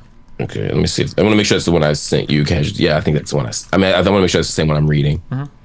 Okay. New evidence of unlawful Israeli attacks in Gaza causing massive civilian casualties amid real risk of genocide. Okay, so we can read more of this if you want. And I have no problem doing that. I'm guessing you've read this. So one of my issues sometimes for reporting like this is for a civilian attack, or I'm sorry, let me be very precise with my language. And then you can tell me if you disagree on the international law on this. If Israel bombs a place and the target is civilians, that is a war crime. You cannot explicitly target civilians. That would be a war crime. Right. If Israel targets a place and there's a military combatant there, but say there's like 1 ordinary soldier and 100 civilians, and it's almost impossible to make a war effort argument for that much collateral damage, we would consider that a war crime. Now, if there's like 10 key commanders and 100 civilians, well, the proportionality cost gets murky, maybe not a war crime. Here's a fourth scenario that I think is really hard, and it's frustrating when I read these sometimes. There's a big frustration I have with the Goldstone report is, if it's the case, so when Amnesty International investigates, and it looks like 95 civilians, nearly half of the children, killed in 4 unlawful strikes in Rafah. I'm guessing, since you linked me this, the argument that this is going to make is when they did an investigation in the area, there is no evidence that there were military objectives there. That's literally what they say. Yeah, there was no indication there was no military objectives in or near the houses. Yep. And that no one in the house that was hit was like related to Hamas or anything, right? Yeah. Yep. So I think this points in a concerning direction. However, if it was the case that Israel had intelligence at the time or had reason to believe that these were military objectives, it wouldn't be a war crime or a contravention of international law if they did do these strikes, which is one of the reasons why sometimes it's frustrating when these reports are put out and there's no pressure on Israel or there's no reach out to Israel to corroborate why did you do this particular attack. As another example, do you remember after we pulled out of Afghanistan, I believe the United States drone struck, I think it was a Doctors Without Borders hospital. I think a lot of civilians were. It was a horrific. It just sucked. But the reason why that wasn't considered a war crime is because the United States most likely wasn't intentionally trying to kill doctors. There was really bad intel that led to a bad attack, but it wasn't an. Yeah, I think that's fair. Yeah. I think that's totally fair. I think the difference is with Israel, we hear case after case, house after house, refugee camp after refugee camp. We keep hearing, oh, we thought there was Hamas there, and all we see is family members, or we see a case where they'll say that someone has some loose affiliation with a terrorist or an armed group. And so we either have to believe that Israel's really bad at this, or we could believe that they are deliberately targeting civilians, right? Which is not necessarily my argument. Sure. That's fair. My argument is actually that they're wildly indifferent to whoever they hit. Sure. So I think the two things I would look at, so I think we both agree, the idea of them like, I'm going to kill this family, probably not happening, because that would be crazy. The argument that you're making is more reasonable. I'm not completely dismissing that. Okay, we won't completely dismiss it, but we'll say that's probably a low. But well, if I'm steel manning your position, if I was to argue your side, I would say maybe Israel's not intentionally targeting them, but the level of discretion that they're using is almost non-existent if they happen to do 4 separate strikes in Rafah where there are no military targets found. Whatever proportionality analysis or intelligence using is woefully inadequate to minimize the risk to civilian casualties, right? That's right. So I think that that's a good starting point. We just have to dig into the Israeli side to see their justification for the attack, which I understandably leads to the frustration of like, well, sometimes Israel doesn't always participate in evidence gathering. So, for instance, for the Goldstone report, I think Israel explicitly almost said never participate in evidence gathering. Yeah, true. And it's hard to compel a state to do so as long as the state has their own investigatory bodies. Because again, remember the Geneva Conventions, you want everybody to participate, and nobody really wants to submit themselves to the ICJ, like having full authority over things, unless there's really, really, really good reason to do so. But like, I would agree, for instance, that this points in a concerning direction, but does not a war crime make, I would say. So if we were talking, I mean, nation states in general are violent and bloody. And so again, I don't think Israel is uniquely such. I think they're just at a particular moment in their historical development that's different than Australia or the United States or other countries or Canada or other countries that, you know, they got their hands dirty much longer ago. And so we kind of look at it as a historical relic as opposed to people who are still here fighting. But nevertheless, it would be much easier to accept Israel's perspective, obviously, if not for international human rights organizations like Amnesty, if not for the UN, but also it would also be such, it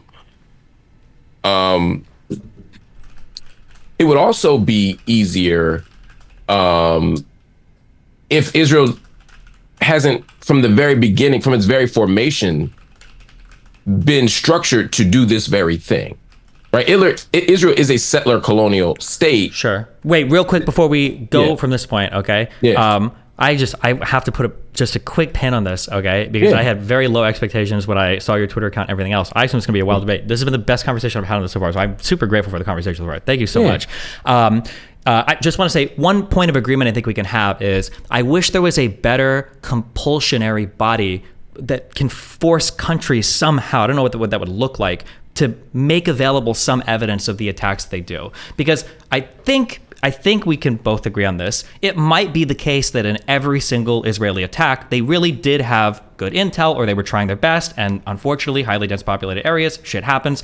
And if I'm being good faith, I would have to acknowledge there could be the case that sometimes Israel, in the post-October 7th fervor, in like the heat of military shit, they don't do a good proportionality cost. And like, you know what, fuck it, we might lose 2 soldiers, it's gonna look bad in an election, just fucking bomb this house, you know, maybe we'll take it out, hopefully nobody notices. I think that the photos, the videos of those 3 guys with the white flags getting shot, that should be a wake-up call to people that blindly defend all IDF reporting, because it's like, hey, if they shot 3 guys that were hostages, would we have even heard about this if they were Palestinians? Would we even know? Or is this happening regularly? So I wish there was a way to make that information available on some level of compulsion, which is why I think the ICJ case, from what I understand, is good, because it forces them to file that report with the International Court of Justice to hopefully at least give them some insight to make a determination. I think that would be, I don't know how you do that because of states being unwilling to participate in those things, but yeah. And Israel being particularly unwilling to do that. They've never let any UN rapporteur in, including the current president one, Francesca Albanese. They've been very, very cagey about letting journalists in, and when they do, they've guided them to very specific areas. And even people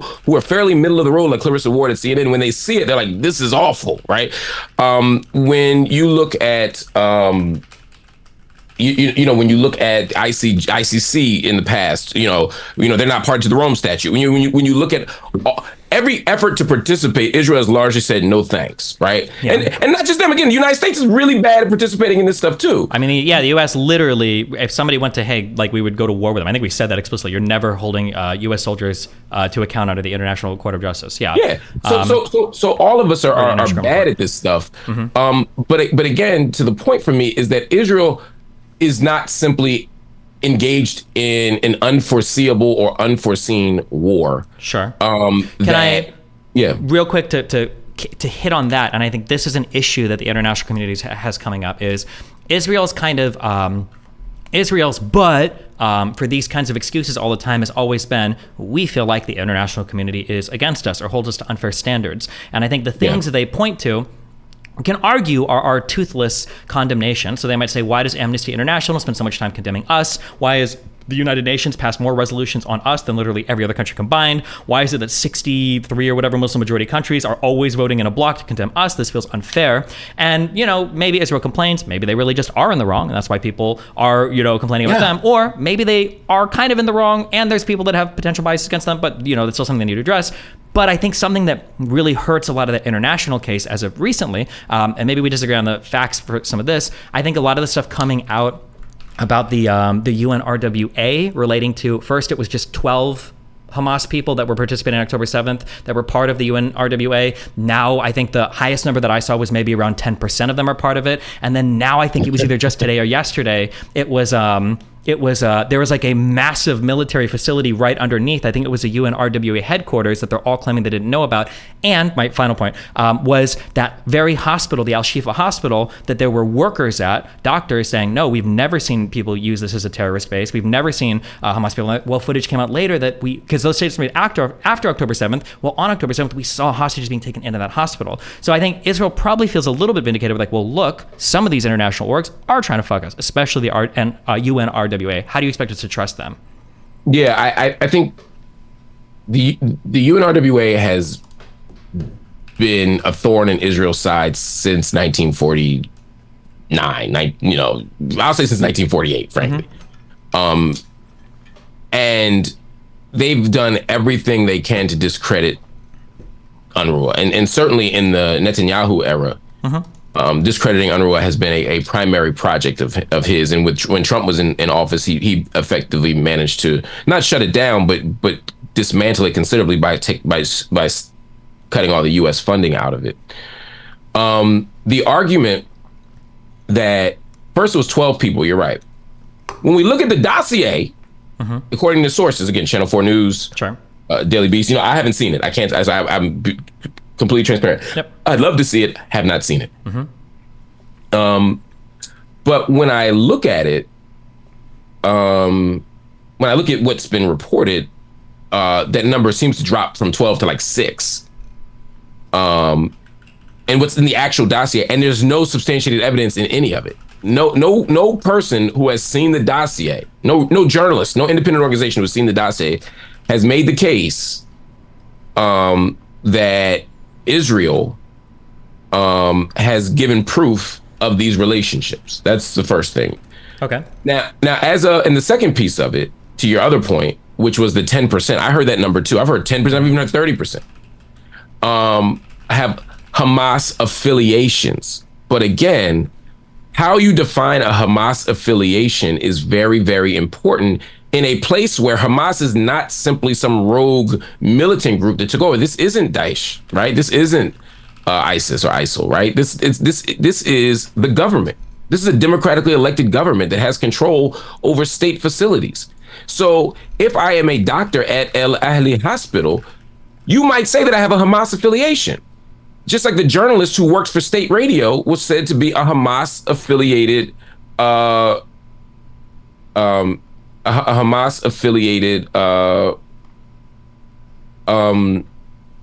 propaganda outlet or whatever. Yes. Yeah. Oh, no, a Hamas affiliated journalist. Okay, sure.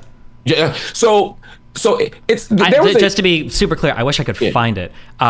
I do agree, and I even tweeted out on the day that 10% was announced, because the wording on that, I wish I could remember the original outlet. The wording was pretty ambiguous, and obviously Hamas is the government in the area. So when they said 10% have like ties to Hamas, I think that does have to be really carefully evaluated, because Hamas is the literal fucking government. So what do we mean when we say that? Right. Because that number could blow up to a huge amount. That's the same thing as saying this guy was CIA affiliated because his dad was in the CIA, or this guy, works for the feds because he was an informant and he informed one time 20 years ago, right?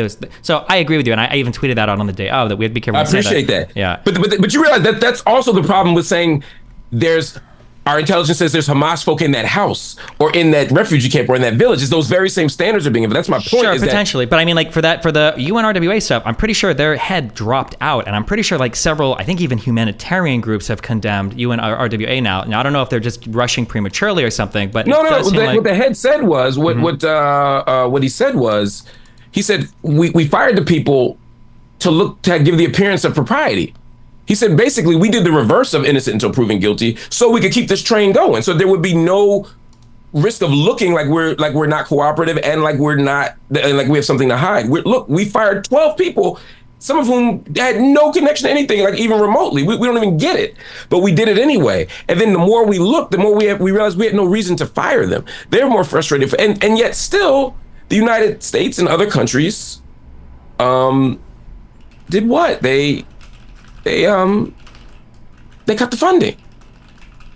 Yeah, but I mean, like, I'm guessing because normally they're pretty resistant to Israel screaming like, "Oh, this is bullshit, this is bias, blah blah blah." The fact that they're cutting funding now, I think. I'm sorry. Also, the head of the UNRWA did not drop out. My bad. I was going to say, people are actually cutting funding. I mean, I'm guessing they saw something. I need to dig. No, he explicitly said no. We can question his motives. We can say maybe he doesn't mean what he said, but what he actually said was, there was no reason. I did it.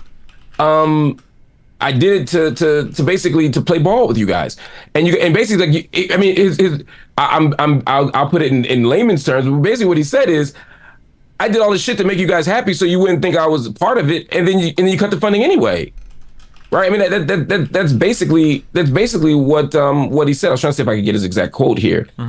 But yeah, there was no evidence of it, and I think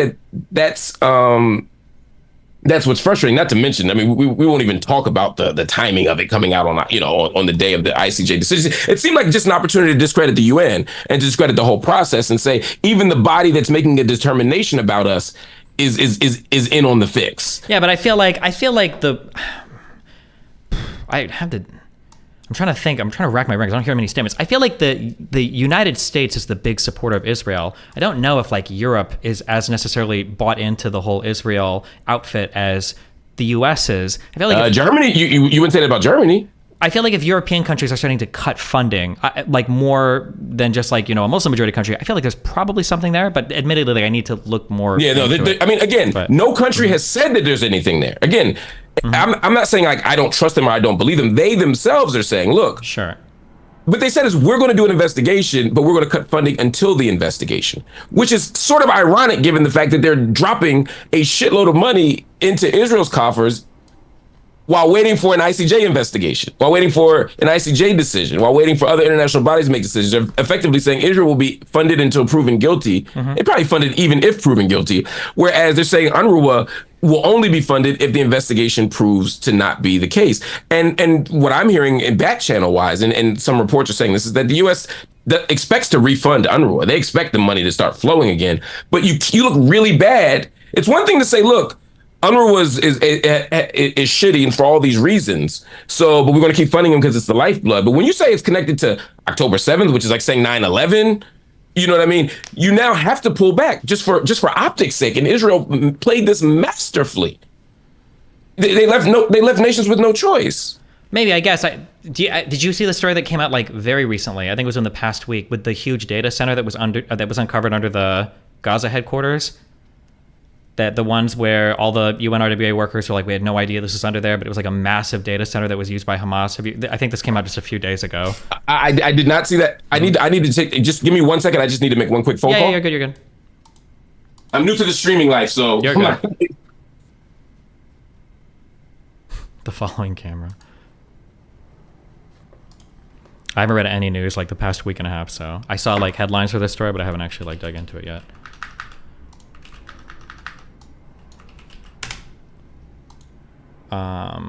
I disagree with this guy a lot, but this guy's like has the best engagement. He's like responding to things that I'm saying. I feel like he's not farming for TikTok clips, and our disagreements I think are relatively substantive. So Jesus, I thought this was gonna be a 30-minute screaming match. We were gonna be done. So especially because this guy, he didn't seem like anybody that billed himself as like a foreign policy Israel-Palestine expert. He just seemed like a professor. So the fact that he seems to be like one of the best combos we've had so far for this was really shocking to me. Isn't it bad faith to say the ICJ ruling is not a point in favor of Israel? They could have made orders to stop the operations.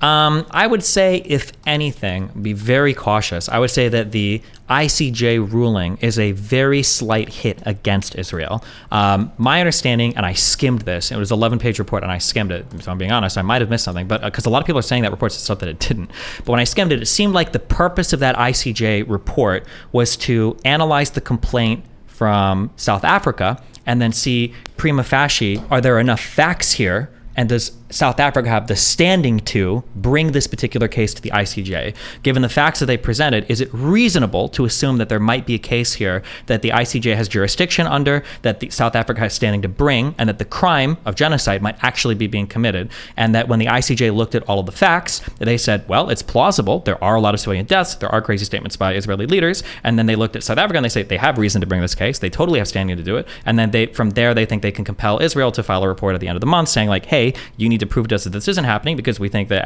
South Africa's made a valid argument to bring this case here. Yeah, so I would say if anything, it was like a slight point against Israel. I wouldn't say it favors them. It was just like a pre-evidentiary thing that said that, well, this is possible that this is going on, is what I said, yeah. Sorry, how's it going? Yeah. Historical. You wanted to do the settler colonial thing, yeah. It's just a nation that is founded on ethnic cleansing, right? And on transfer.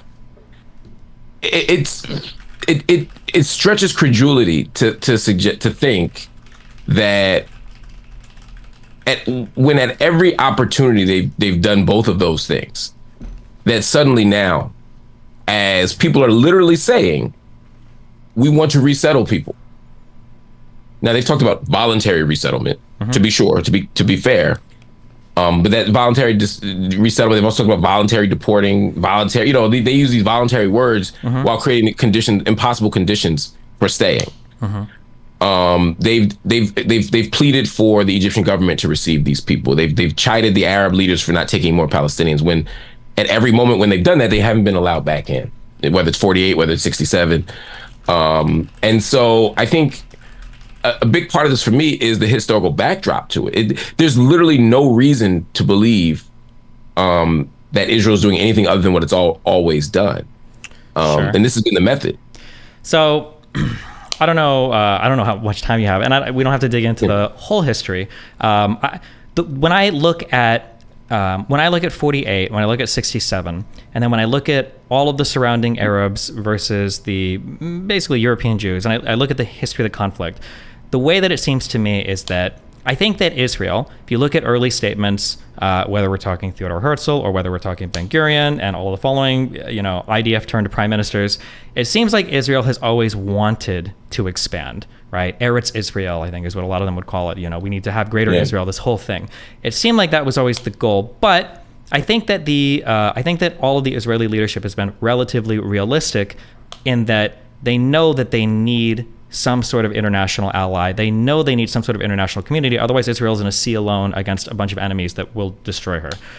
It feels like, while I'm sympathetic towards that argument that Israel's always tried to expand, I think the problem historically is that all of the surrounding Arabs have always given Israel a really good reason to do so. That all of the territory that Israel has acquired, even if initially maybe we were thinking like, oh, it seems like that's kind of shady, the surrounding states have always given them either a casus belli for war or just a really valid reason to acquire territory. And we can go through any of the individual territory acquisitions and then argue the historical context around this, but I feel that very strongly about all the territory that Israel has acquired.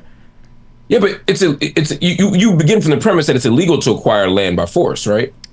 Well, we don't begin there then. Well, the issue is, like, what do we mean when we say that? So I think that one thing that we run into is we take a modern framing of the issue and then we retroactively superimpose this on Israel, Palestine, and then we try to make arguments that I don't think make the most amount of sense. So let me say this. So Resolution 242 agreed with you that you don't take land through military acquisition, right? And Israel made a commitment to give some territory back. Now they fought very hard for the wording on that, not all of it, but to return some territory back after the 67 war. But the issue is that the initial territory that was acquired was all through military conquest, which makes this particular situation very murky to sort out. So in 48, there was no country in mandatory Palestine. Well, in 47, there was no country. In 48, when Israel declared independence, they were the only country that existed in mandatory Palestine. All of the other acquired territory came through military conquest. Syria moved in from the north. Jordan took the west bank of the River Jordan, and Egypt took the entire Sinai and the Gaza Strip. Now, all of that territory, Israel is the only party there that technically kind of was owed that territory because that was the only country that emerged from the mandatory Palestine period. All of the other neighbors around her took that territory through conquest. And nobody seemed to care that much then. They all called to go back to the partition plan borders. But then once the Six-Day War happened in 67 and Israel conquered all the territory, now people are like, well, hold on. You can't have territory acquired through conquest. You need to give that back. We'll give it back to who? Because the Jordan... go ahead. So couple corrections there. So, I mean, the all right. So the UN, if by that position we'd be ignoring a couple of points, including the UN partition plan itself and who the land was designated for. I'm sorry. Give me 10 seconds. I'm just trying to. You're totally fine. Yeah, no problem. Manage something here. Yep.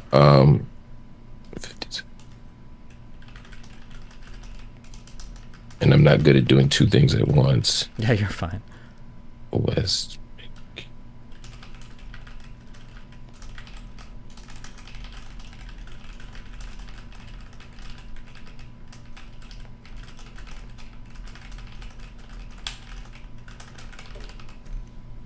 Oh, shit.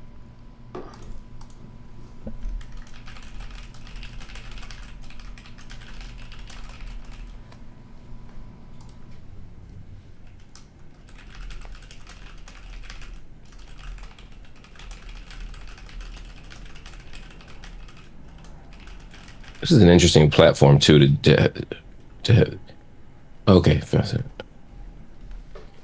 Yeah, some people in chat were saying that you've done mainstream media appearances, and obviously as like a YouTuber, and as I talk to more, like congressmen and everything, sometimes those appearances are fun, but it's really, really, really frustrating when somebody brings you on for like, give me your 120-second take on Israel Palestine. It's like, well, fuck, what, you just want me like to give 2 talking points and then be done with it? Exactly, exactly. That's the great thing about this platform is that there's time to flesh things out and to think and to talk. And, I've been doing more of this thing. I'm new to YouTube, hopefully folk will check out my channel. I'm new to it. So it's all kind of fun to me to realize it doesn't have to be, I've been a TV host for a long time. And so the idea of like, oh, this needs to be perfect, or this needs to look a certain way, or I can't just say, hold on for a second while I send an Uber for my daughter, like those kinds of things. And she's stuck, it's like those kinds of things that are like, oh, this is actually not the worst thing. So how old are your children? Oh man, they run the range of, I have a 23-year-old, a soon to be 20-year-old in 2 weeks, and a 1-year-old.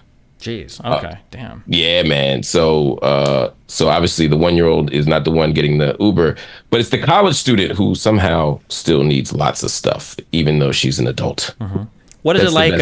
Also, this is way too personal to answer. What is it like after having raised older kids, and then so many years later, you're like, okay, another 1-year-old? Is it like, this is awesome, I've got like another baby again? Is it like, this is so much easier what's the third time around? It's all those things. You have perspective, right? Because you're patient and you're thoughtful about things, and you're like, okay, this will be fine. This isn't the biggest disaster in the world because it'll work out, right? Like they'll be fine, right? And then there's a way that it's just a young man's sport, and you wake up at 3 a.m. To pick up a baby, and my back doesn't have the same idea as my brain does, and my back is like, what the fuck are you doing? You're 45. Why do you have a 1-year-old? But on the whole, it's amazing. It's wonderful. Okay. Every stage of raising every kid is amazing in a certain way. At the same time that it's frustrating and challenging and terrifying and all. It's like everything at once, which is kind of neat. But I highly recommend it for all who want parts. So the idea here, and this is a common narrative that people say, right? Which is, no one cared when the Arabs had the occupied territory. No one cared when Jordan was occupying East Jerusalem. It's only when Jews got it, right? Which is a compelling argument. It's just not accurate. I mean, part of it is the default position in 1948, from 1948 to 1967, the Arab world was that Israel was not a legitimate state. Yep. And they were holding that land with the intention of returning it to the Palestinian people and returning all of historic Palestine to them, not just the Golan, not just Gaza, not just the Sinai, not just East Jerusalem, but that all of these historical lands, all of Mandate Palestine, will return to the Arabs or to the Palestinians. Now that's obviously, in retrospect, probably not. It's somewhat quixotic, but that was the thought process. And Jordan also had very specific arrangements with the Israeli state about returning. They had an agreement even before 1948 or before 1960, or before both. At different times, with the burgeoning Israeli state around those lands. And so it was never like, okay, we want the Golan, we want the Sinai, and frankly, no one ever really wanted Gaza. Gaza's never been a place people really wanted. When you look at the history of Gaza. But so the Arab position wasn't, it's okay if we have it, it's not okay if Jews have it. It was, this is Palestinian land, and at some point it needs to return to them. After the 1967 war, when Israel increased its control and attained effective control over all of those. Take one more second. I got a little tech issue too. Give me 1 second.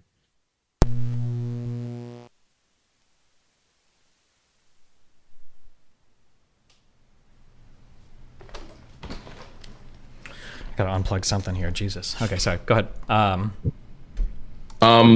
Yeah, the default position after 1967, after Israel attained so much more land, was that this was in a military occupation, and again that this land had to be ultimately returned.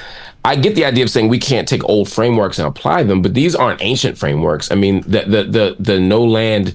The idea of not acquiring land through force is one of the spoils of World War I. I mean, the formation of the League of Nations, the idea that we don't have empires anymore, but we have nations, is fundamentally to avoid this very thing. And even though, again, the United States wasn't part of it, other civilized nations were. And by 1948, it was very clear. And you're right, when you bring up 1967 and UN Resolution 242, and we could also, 242 and 338 kind of operated in tandem with one another. One, to say, hey, we're going to stop all belligerent activity. We're going to stop all fighting. And then second, to say, hey, we're going to respect the territorial integrity of Israel. That's important. And that's what the right to exist discourse was. That's what the right to exist meant. It didn't mean the right to respect the territorial integrity of, are we talking about 67 or? Yeah, I'm talking about UN Resolution 242. Okay. I'm saying it was a post 1967 war determination that was effectively saying we need to respect Israel's territorial integrity. I.e., Israel has it was the first affirmation of Israel's right to exist. That discourse obviously got co-opted later to mean something else, to mean exist as a Jewish state and all these other things. But at the core, it meant territorial integrity. It meant you can't take. Again, we're not taking Israel by force. Israel's here to stay. This was a UN sort of backed commitment that the global community enforced. And even in the aftermath of 67, even when Martin Luther King is talking about Israel, right? He's using that same language of 242, the right to exist, meaning territorial integrity. And so we were kind of all on the same page as a global community about what that meant. But what's the territory, right? It didn't mean the Golan. It didn't mean the Sinai. And we know in the 70s, obviously after the October War and other things, we saw the return of some of that land. But fundamentally, the idea here was that a Palestinian state would have to exist at least partly on the land that was previously designated to them prior to the 1967 war. And what has happened is Israel has effectively said, we're never giving it back. They don't say that. They just never give it back. Yeah, and I mean, I think there have been times where they have even explicitly said that under later administrations. Hold on, I'm letting somebody real quick.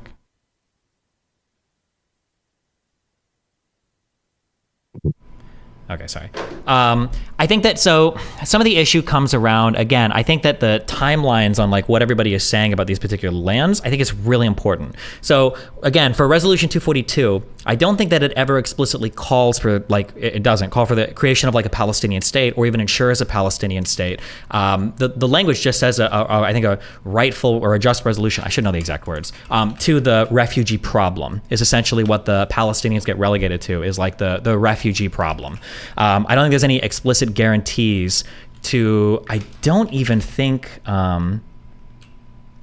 think even self-determination is initially brought up in that. I think that later on, I think in the late 60s or early 70s, I think the PLO and Israel through their negotiations will start to re-recognize 242 as saying like, okay, well maybe this can include some right to self-recognition, to self-determination. But I think what 242 has meant has kind of changed as time has gone on. And I think there's been a lot of ambiguity historically what it means. So for instance, another thing too is people will say like, oh, 242 came out, everybody agreed that people have a right to their territory, et cetera, et cetera. Right after Resolution 242, there was the... 242 says withdrawal of Israeli armed forces from territories occupied in the recent conflict. Yes.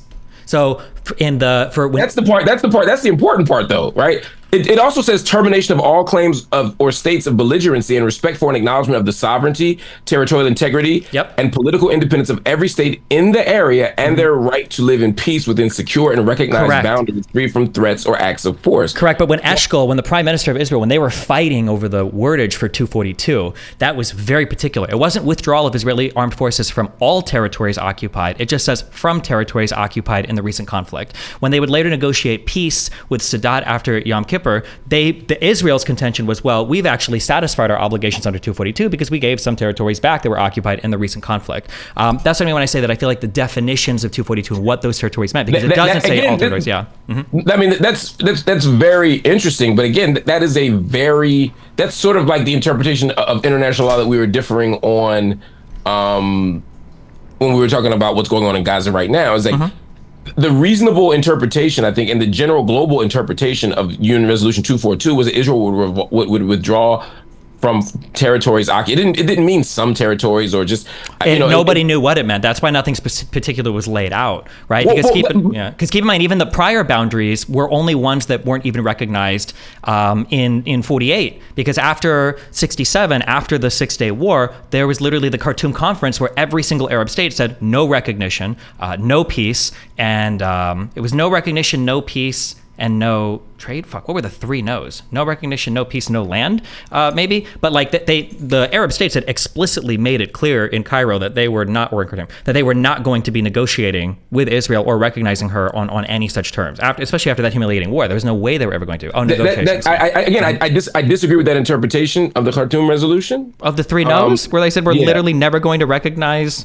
That's not what they said. So the three no's were no peace, no recognition, and no negotiations. But no recognition is. Yeah, but so again, I'm going to pull up. I just want to pull up the text of it. Yeah, sure. So you can see because that's generally that is again an Israeli talking point, but that's not what the three no's meant. I mean, it's a very compelling sort of framing of the three no's. What is what possible other interpretation? Yeah. Well, I think they were very clear what they said. I mean, and when you look at what historians have said about it and other experts of it, they are very clear. It wasn't no peace. It was no formal peace treaty. It wasn't no negotiation. It was no direct negotiations, and it wasn't that there was no recognition. It was no de jure recognition. Sure, I actually agree with you. I think that's that's a very different representation of it than saying we don't want any peace, we don't want any recognition, we don't want any. I agree with you. I super agree with you. I like you brought this up. It's very true. It wasn't that they wanted no peace whatsoever. I think part of the tragic history of Israel and the surrounding Arab states, I think, is both of these sides put themselves on trains that are inevitably headed to crash into each other, and they always do this by thriving in these ambiguous agreements and in these ambiguous statements with the hopes that they can leverage these down the line. So when you say no peace with Israel, it's not that they don't want any peace whatsoever. It's that if peace comes, it might not be official. It might be a rigid, cold peace where they have some sort of just a ceasefire with no economic negotiations. And it might be a peace that leaves open future negotiations for either more military conflict, more land, or whatever. I think especially at 67, keep in mind, 67 was, puny, historically weak and hook-nosed, evil Jewish people somehow had militarily beaten all of these Arab states in the third war at that point. They were not in a position where they would have ever acquiesced to Israel owning territory there in any official sense. So I agree. They don't mean no peace like, oh, we'll never be peaceful. They just meant like, whatever peace we have, it is always going to be conditional on your ability to cooperate with us in this region. And that leaves it always open for future conflict, which unfortunately, well, for the Arabs, unfortunately for... I would take it a step further, though. I think it was more, I think it was less abstract than that. I think it was no formal peace treaty until we have the formation of a state, of a legitimate Arab state. It wasn't just this abstract like carrot and stick thing. It was we recognize your territorial integrity, right? Mm-hmm. But we're not going to say formal recognition until what? There's an until there's a formation of a state, etc. Give me 1 second. I just got to drop you're good. Yeah, go for it. I read like 3/4 of that Scars of War, Wounds of Peace, and that book does a really good job at tying up like all of the history of this stuff, and it gives me more depth into this conversation too. So that book by Shlomo Ben-Ami, which is a really good book. I think I'm like 80 pages left, but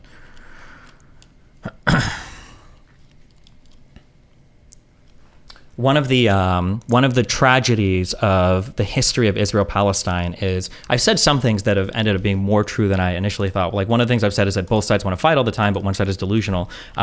Both sides seem to have enjoyed continuing the conflict for a long time with the hopes that they could acquire something more. But unfortunately for the Arabs, it was Israel that continued to acquire more just because Jews did politics so much better, politics and military operations so much better than the surrounding Arab states. Not because it wasn't a unified Muslim front. It wasn't even a unified Arab front. It was just because the Arab states were always also vying with each other for territorial claims. Also, I think something that I've said kind of before that I think is like a billion times more true than I realized is the Palestinians have truly gotten fucked in all of this because they are literally just a pawn for the surrounding Arab states to fight with Israel. I don't believe any surrounding Arab states genuinely give a fuck about Palestinian rights to having land or a state. I think they always just saw them as a convenient weapon that can be wielded against Israel when convenient to do so.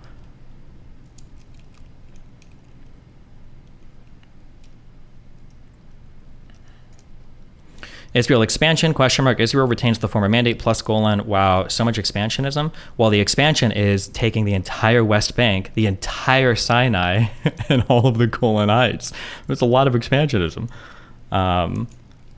Yeah, and I think Moshe Dayan even admitted in an interview into the north with Syria that like they would try to provoke fights because Israel knows that the Arabs were really eager to go to war if they had the opportunity to, and if Israel has like a first strike from the other side, that they can conquer more territory and will continue to do so. But unfortunately, I think the Arab states just always kind of played into it because of their lack of statesmanship or their lack of strategic understanding until certain leaders emerged that were better at being leaders, with Sadat from Egypt, I think, being a really key figure.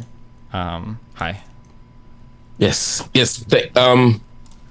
I think, I think it's important because I think that framing, even of the Khartoum conference, is important because it often becomes a situation where Arabs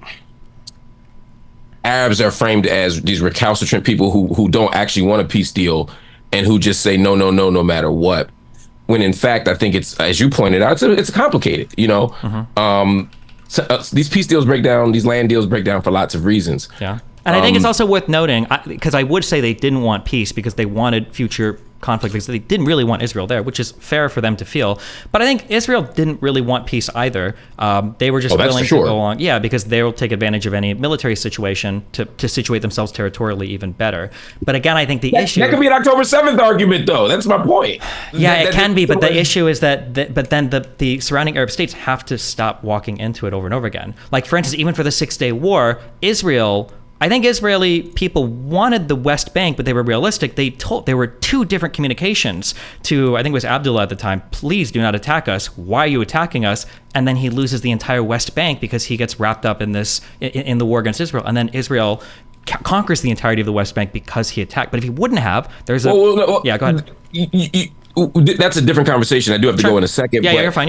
The idea that I mean, even historians at this point even Israeli historians at this point acknowledge that was not a defensive war. Israel struck first. The argument now is not that Israel didn't strike first, it's that Israel needed to strike first and that it was a preemptive defensive war, which has been an argument that's been largely sort of dismissed in terms of rules of war and in terms of the international law. But Israel no longer claims that they were hit first. They claim No, Israel absolutely was not hit first. No, they did, I think, for about a month after the Six-Day War began. And then finally they said, no, we attacked first. Was it a preemptive war? Yeah, absolutely, considering they attacked first. Was it a justified preemptive war? I think that the conversation gets a lot more hairy at that point. I think the scary part for Israel is they were alone in the world with no allies. This was, I think, Ben-Gurion's worst nightmare come to fruition, that Israel hadn't made strong allies in the West yet. The United States was unwilling to give guarantees for peace. They were surrounded by hostile Arab nations that now had the full support of the Soviet Union behind them. I do agree, now that I've read a lot more on this, I don't think even Egypt initially wanted to go to war. I think that all the Arab states, though, were playing this dangerous game of brinksmanship where they were all goading each other. If you remember, the Samu incident, and then the King of Jordan telling Egypt, well, look at you, you dog with your UN peacekeeping forces there. Syria was constantly goading attacks against Israel and Israel against Syria. And at some point, the situation built up to such that I think Israel could reasonably say, I feel like I'm about to get absolutely murked. All these people around me are about to kill me. I need to go to war first. I think it was fair for them to say that. I also think it's probably fair to say that they really didn't want to go to war, but man, they all hyped themselves up into it so much. It's hard to feel bad for them at the end of the day on it, I think. I think if you begin from the place of saying that the entire formation of the Israeli state itself, take international law off the table for a minute, particularly since it's hard to apply it anywhere here. But, right. And if we begin at the end of the 19th century, it becomes even harder to sort of, international law is it's meaningless, right? And again, I don't want to retrofit. Sure. So the entire move by the admission of the kind of leaders of the Zionist movement, the political Zionist movement, is itself a colonial move. And they were pretty honest about that. Right. I mean, I would be more clear. The only reason I don't like calling it colonial is because colony usually implies Britain is making a colony or France is making it, in Algeria, for instance, which ironically is how the Palestinians saw their fights sometimes. It is like a something. But calling it settler colonialism or imperial colonialism is a little different. The Arabs saw them as Europeans coming in and being expansionists from European countries. They saw themselves that way. Herzl himself said we're colonialists. They saw themselves as part of the expansion, or they saw themselves as Westerners, but they weren't like a colony of America or Britain. They genuinely wanted to be part of that land with no loyalties overseas. That was they saw that as the place to set up their new country. I agree that it was something foreign for the Arabs there, and I agree the Arabs there saw them as essentially European settler colonialists, but it's a little bit different than Britain is setting up a colony here, I think. I would just draw it's a different type of, it's a different genre of, it's a different flavor of settler colonialism, because typically the colonizing power itself settles. I think that's true. But in this case, Britain is it is the British government that is allowing this colonial project to happen. It is through the British mandate system that we see the real kind of regimentation and codification through Balfour and other things of the colonial project that, again, the Zionists and particularly the revisionist Zionists, but I would say Herzl as well, but even when you get to Jabotinsky and others, they explicitly use the language of colonizing. They say it. So again, we can disagree with it, but it's a very interesting... It's like the child soldier argument. Right. I agree that it's some kind of colonial thing. I would say it's a bit different. It's a different type, yeah. And it's also different. It's also hard because of the way that it started prior to 48. Buying land and kicking people off of it, I understand feels bad. But like I remember for King Abdullah from Jordan, like he literally was saying, I think it was in regards to the Peel Commission. No, it was to the Simpson Commission. I think the quote of his is, "The Arabs are as prodigal in selling their land as they are in useless wailing and weeping about it." Because even though they were complaining, some Arabs were complaining about Israelis moving in, other Arabs were happy to sell the land. Hey, buy this. I don't want it anymore. This is garbage. I'm leaving. Kick out whoever you want and then leave. And I think that's like another complicating factor where it's like, but it shouldn't be. It shouldn't be because first the land system that the Palestinian population was used to was not one of modern capitalism. Yeah. And so if you're following the Mushah system and you're saying, look, it's kind of like it's none of our land. We kind of share it. We use it. Yeah. It's a different system. So again, I don't want to retrofit a kind of modern model of saying, okay, well, they were just giving away their land, like Crazy Eddie giving away, going at a business sale. Sure. It wasn't like that. I think that wouldn't be accurate. But beyond that, the Palestinian disposition toward immigration was always one of welcoming. And it was always one of diversity. The issue was never that these people were coming in. It was the first waves. The first wave of Zionist immigration, in 1882. 1880s, yeah. Yeah, that wave, which again wasn't as successful for a particular reason, was not nearly regarded in the same way as the kind of post-World War I second Aliyah of 1914, right? 1914. Because now you have the Jewish National Fund. Now you have a kind of concerted effort to organize not just a wave of people coming in, but as you point out, co-opting of land, of employment resources, etc. And so it wasn't that people were just coming, is that they were coming, as you pointed out, and kicking other people off. But it wasn't just that they got outmaneuvered. It was, or that they were just these, it was that the British government or the British colony, effectively, was creating the conditions of what they called empire on the cheap, right? We're going to be an imperial power, but we're going to have this new yishuv, this new kind of pre-48 Israeli state, be the stewards of this place, right? Yeah, but I think it's challenging because, like, arguably all of the other states kind of took shape in the same way, right? Like all of these places, Syria, Iraq, Jordan. But who did Egypt. they expel? That's the question. I mean, they might not necessarily expel anybody, but the country lines and everything were drawn by by the British, and then these countries existed at the behest of the British. Britain, unfortunately, overpromised land via the Balfour Declaration, and then after the disintegration of the Ottoman Empire, to Arab Palestinians and to incoming Jewish people. And I guess they realized, especially after the Peel Commission, that became unworkable. But I don't know if I can necessarily fault Jewish people up to that point for legally purchasing land and then moving down there under the auspice of British protection. The issue isn't the purchasing of land, although the issue is but the project, the political Zionist project, wasn't one of just purchasing land and moving somewhere. It was the creation of a state that could only exist through the expulsion of other people. You can't have a Jewish state with a demographic majority of non-Jews. And so at the moment that they said this is going to be a Jewish state, and the project began of transfer. A Jewish state only exists with transfer. That's just a demographic reality. And so the issue isn't the acquisition of land. It's what does it mean to acquire land and kick other people off of it. And so by the time we get to 48, and by the way, all of these skirmishes, not all of them, but I would say most of these skirmishes, when you mention these reports, the Simpson report, the Peel Commission report, all these reports are basically saying the same thing. The issue here isn't religious conflict. The issue here isn't xenophobia. The issue here is that the Arabs are being dispossessed, and they're pissed about it. And so, I agree. By some points, like it had become unworkable, and both ends had essentially felt like they'd gotten by the British. From 36 to 39, the Arab revolts in Palestine were brutally crushed by the British, and then from 40 onwards, the Hagan and the Irgun were committing attacks against the British because the British had then started to severely limit Jewish immigration, and I think the Brits severely overpromised and kind of fucked this area up, given what they were trying to do with it, which to this day remains impossible, is getting two people with hugely contrary interests trying to share the region. I don't know 100%. I don't, like, for instance, for 48, for 50, for for 48, 58, the Suez Crisis was 58 or 56.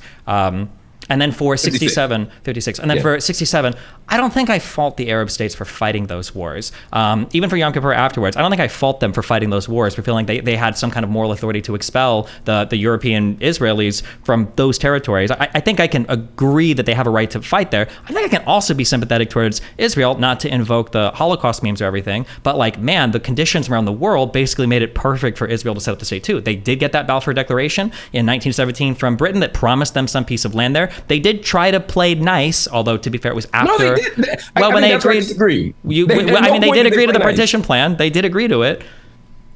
Which, you mean the Peel permission? The one that came after, I think, where they tried to partition the land, where it would have been 55% Jews and 45% Arabs. Yeah, the UN partition in 47. Yeah.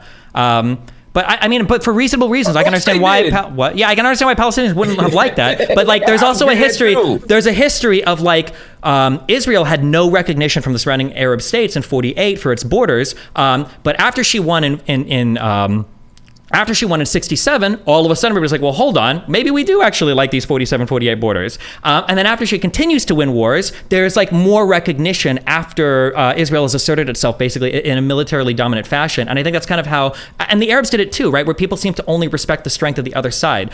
Israel gained territory through the acquisition of war, like the Six-Day War. Yeah. And Israel only got peace, and Egypt was only able to sue for peace after doing well in the first few days of the Yom Kippur War, right? It was only after the Arabs had, redeemed themselves in their eyes that they felt like, okay, well, you know what, we can fuck you guys up if we want to. Now, let's do some land for peace. But even that talk with Sadat was a secret one. And even Egypt was expelled from the Arab League for 10 years afterwards for that bilateral peace agreement because the rest of the Arab states were so upset about it. It seems like your position is undergirded by the belief that violence and war and these things are going to at least happen. Now, I'm not saying you approve of them, but that they're sort of inevitable parts of I feel like the history of Israel-Palestine, and I think on a microcosm, unfortunately, we see it repeat with the Palestinians and the Israelis, is that both sides are willing to cycle through periods of violence because they think that it's going to benefit them, but historically it just has happened to benefit Israel. I think that's been the issue. And now we're seeing it repeat with after time, the Arab states are like, okay, well, the war sucks. We just want to trade now because this is like a waste of all of our time. And the U.S. gives us a lot of money if we make peace with you, in the case of Egypt and Jordan. Now the Palestinians, I think, are locked in this same cycle because they've been abandoned by everybody. All the bilateral treaties have fucked the Palestinians over. They don't have any allies now except for the Houthis, Hezbollah, and Iran.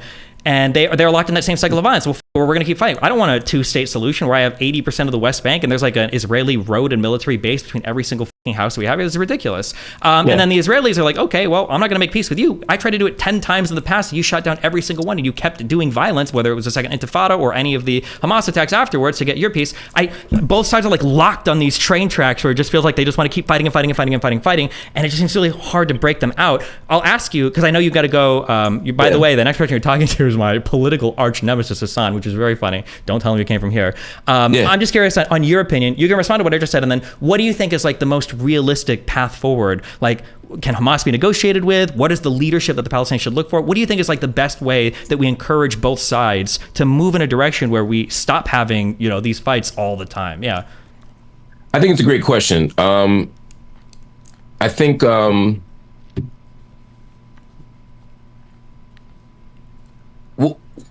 nothing that we've done works. We have to start there, right? Yeah. I think that the two-state solution. Well, let me just back up one more thing. One thing I'd also say is, again, just in response to what you just said, is again, the idea that both sides are doing these things frames this in a language of equivalency that I don't accept as a beginning. There's a power dynamic here, and there's also a moral authority here that I think Israel does not have, which sort of takes us full circle to where we began. Sure. I think I would agree to some extent. Israel acts like the Yishuv in 46, and like they still have an existential threat on all sides, and they probably need to not act like that anymore. So I can agree with you a bit there. Yeah.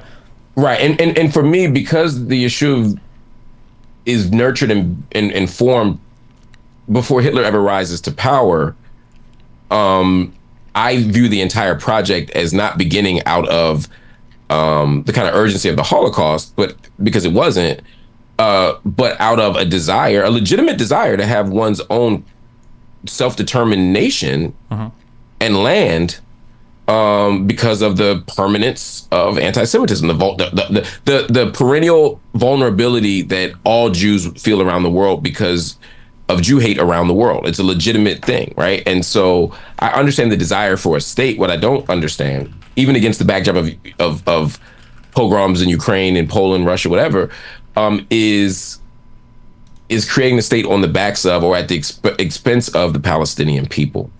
And so I think any solution has to begin not from a place of these are two people who are warring over land, but rather there's a group of people who have been dispossessed of their land by a group of people who themselves have their own legitimate concerns and legitimate needs. So if we begin from that place, that the Palestinian people have been dispossessed, then the question becomes, what does restoration look like? Netanyahu has said many times that we have to kind of respond to the facts on the ground, the realities that we're facing. I cannot imagine a situation realistically where Israel withdraws, where Israel gives land back. I don't see it. The West Bank is the longest military occupation in modern history. I don't see them suddenly tomorrow saying, you know what, here you go. And I've heard all the stories about, 2000 Clinton Accords, yada, yada. They were willing to do it. They were not. Right. I mean, when we scratch underneath the surface, what we saw was Bantustan's divided land, what you just talked about, big, I don't know if you've been over there, but I've spent much time over there. And, it's even the prescribed state post Oslo is something wildly different than what anyone would want in real life. So in light of that, in light of the fact that I don't see Israel giving land back, and I don't see a legitimate two-state solution happening, nor do I see the desire or will for it.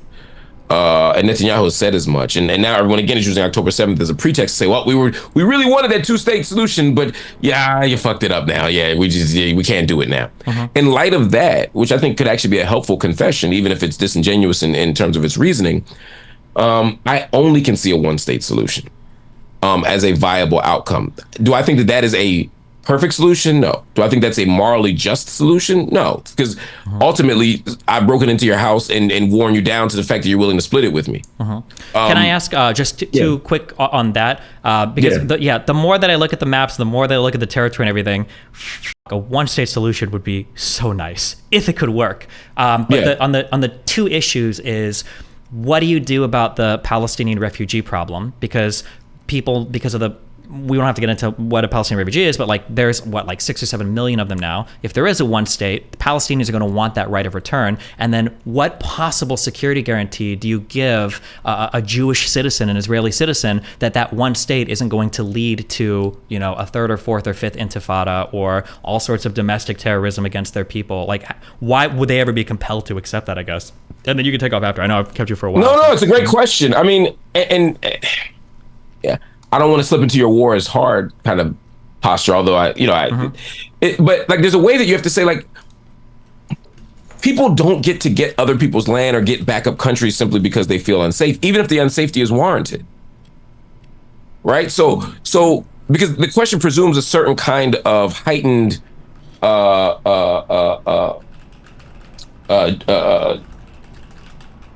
duty that we have because of this fear. I think that I think there are two things we need to think very strongly about. We have to figure out how to create a solution that keeps Jews and Palestinians, Jews and Arabs, however you want to describe them. But I'm going to say Palestinians, I'm speaking about the nation right now. Yeah, sure. That's fair. But also I'm thinking about, I want to be clear because I don't want people to think I'm using Arab in the way that the Israeli state uses Arab to deny the Palestinians. I'm saying Palestinians and also the other surrounding Arab nations. We're talking Israelis and Palestinians, so the people that would live in whatever greater state. Inside of this one state, whether it's a single secular democratic state or whether it's a binational state, there's multiple ways this could look. But I think there's two things we have to think about. One is the kind of historical fear of Jews being persecuted in other countries and not having a place to go.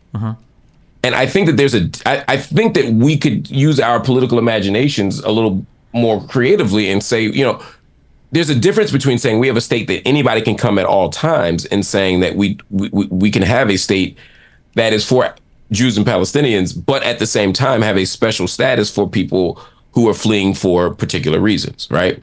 We can have a policy of welcoming refuge. I mean, in theory, that's what the Refugee Act of 1950 whatever is supposed to do. But in theory, I'm saying I would be fine with the nation state if it were up to me, and it's not up to me. But if it were up to me, I'd be fine with any country saying, look, persecuted Jews around the world have a right to come here. Which addresses the outside issue. Your question, though, I understand, was about the internal fear. I would argue that the fear of intifadas are always acts of resistance. The idea that, again, going back to the Taft Commission, the Peel Commission, the Simpson Report, all this stuff, all the white papers from the British, all the historical moments, the resistance Palestinians offer is in response to their dispossession, not because of Jew hate. So if we begin from a place of saying people have justice, then there will be peace. And that might sound like a lefty cliche, but I think it's true. I think if Palestinians have a contiguous, healthy, democratic state, I don't think you see acts of violence. I don't think you see the kind of danger that you're talking about. If they have access to safety, dignity, self-determination, freedom, etc., I think you'll see exactly what you need to see. Okay. All right. I could argue with you more on that, but listen, I super appreciate the conversation. If you're ever bored or ever want to chat again in the future for any of this, I super appreciate the talk. Is there do you have any books or anything you want to shout out, or social media or anything where people can find you, or YouTube, or? Yeah, I've written 8 books, but and I have one book called "Except for Palestine: The Limits of Progressive Thought." The Limits of Progressive Politics. That's probably Freudian. That people can check out. But the most important thing, since this is a stream, I want people to check out the YouTube channel. I'd love for people to subscribe to the YouTube channel, check out some videos I made, and kind of be part of my daily journey. Marc Lamont Hill official.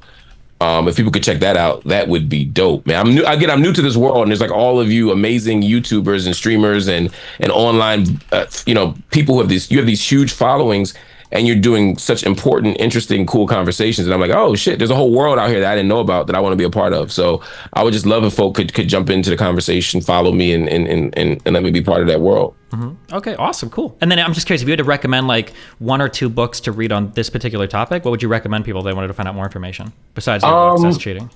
That's a great question. I like, for a quick kind of explainer and understanding of the overview, I like Rashid Khalidi's new book, the 100 Years War on Palestine. I also like, if you want a book that feels a little less, what's the word? I don't want to say neutral, because I think Rashid does a wonderful book, but I would say One Palestine Complete by Tom Segev is a great book. One Palestine Complete. It's a great sort of historical analysis by an Israeli historian who I think gives a really interesting sort of examination of that initial period. It doesn't go over the complete 100-year history, but you'll get a great understanding of that 30-year period under the British mandate. I'm trying to think what else. But those would be 2 off the top of my head that I would say would just be really good to read. Okay, cool.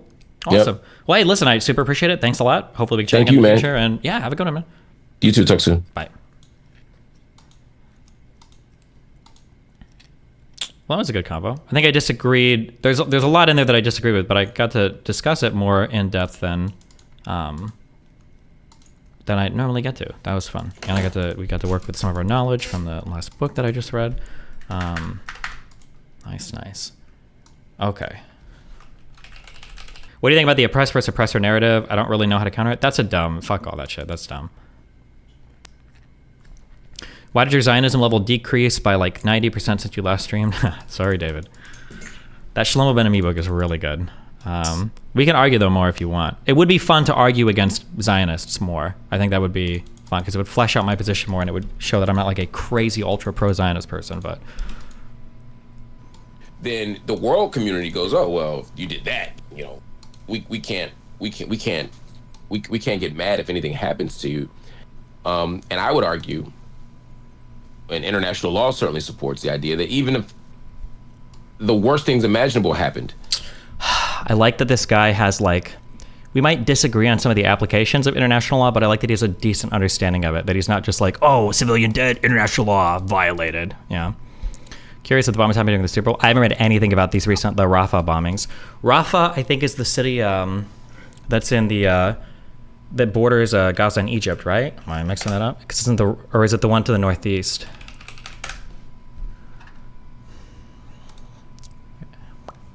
Okay, yeah, this is the one that borders Egypt, because this is the Rafah crossing is the one that gets you from Egypt into the Gaza Strip, although it's currently closed.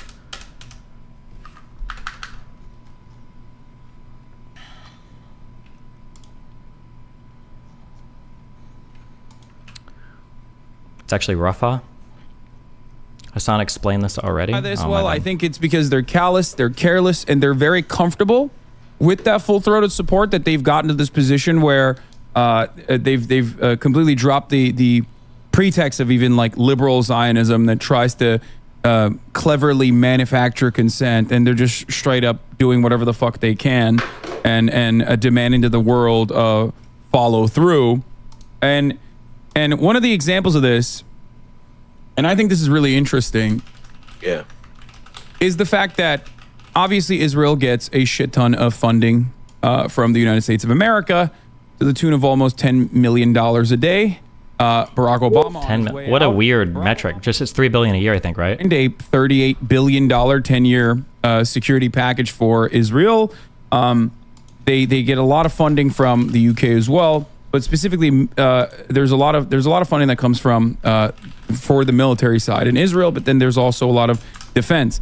So what does Israel do with all that funding other than killing Palestinian children? Well, some of the funds at least goes back to the Israeli ministry making an ad for the Super Bowl. Does it?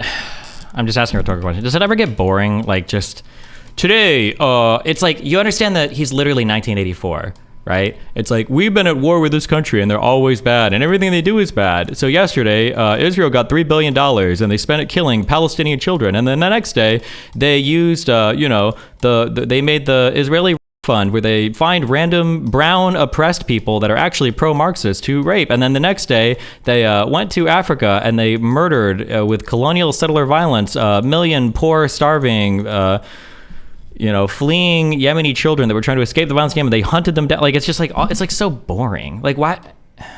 I guess it's not boring because people like to jerk off to this shit. God, it's so boring. The funny ones. The silly ones. The strong ones. The adventurous ones.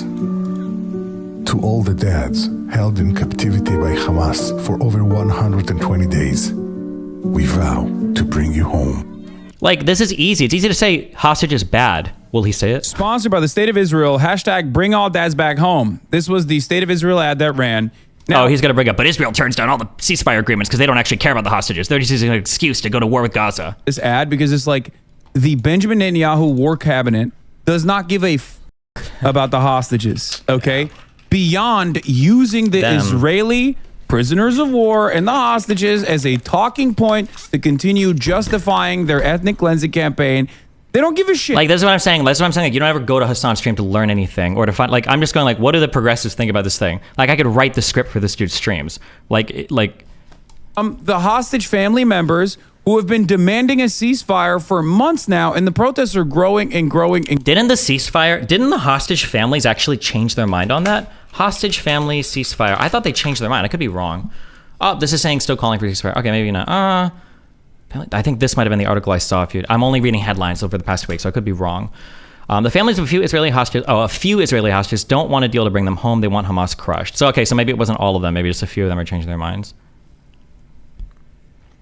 Chance of now ring out nearly every protest, employing the government to do everything, but a small group of hostages' families are pushing a different message. Let the army first finish the job dealing with the militant group, even if that delays to return their loved ones. I wonder how many the small group of families are. Is it like 2? It's like 20?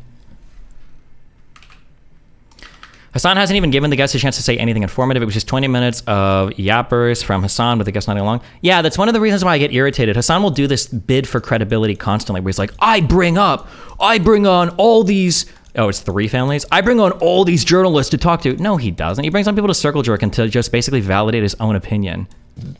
Think that, like, what was the last time somebody came on Hasan's stream and said something that sounds like, oh wow, I learned something today. I didn't even have that opinion, or fleshed something out or gave him a new perspective. It's never. It's just like, let me go see who agrees with me, and then I'm going to bring them on and then use them to bolster my credibility. Do they think that Israel only does things to win optics wars in the US? Well, kind of. Optics wars for foreign powers are incredibly important. In that region, it was fighting to make sure the Soviets supported you if you were the Arabs, and then later on it would be Israel making sure the US supported you. So yeah, actually a lot of the actions, while back then we're maneuvering around there. Now, Hamas doesn't care because nobody helps them besides Iran, and you can't do anything wrong in the eyes of Iran. You know, the thing about Biden is, yeah, he's asleep at the wheel.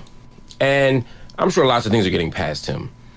But he, more than maybe any U.S. president that I've seen in my lifetime, because Reagan didn't give a shit about this. Reagan was trying to punt on Israel every chance he got.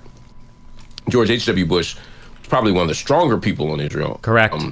Obama, you know, wasn't exactly a profile in courage, but he at least was willing to like to punt a little bit. You know, he was willing to like abstain from UN votes and stuff. Who was the head of the State Department under Reagan? I'm a Zionist.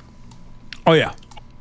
Hold on. He's an unabashed guy. There were two presidents that Have you heard the actually. reports, like, I think it was like in the 90s or something, after the beginning of the Lebanese invasion, where he was like, yeah, no, I would do even more. I would be even more genocidal. Like he was to the right of Israel at a certain point on these issues, which is like crazy.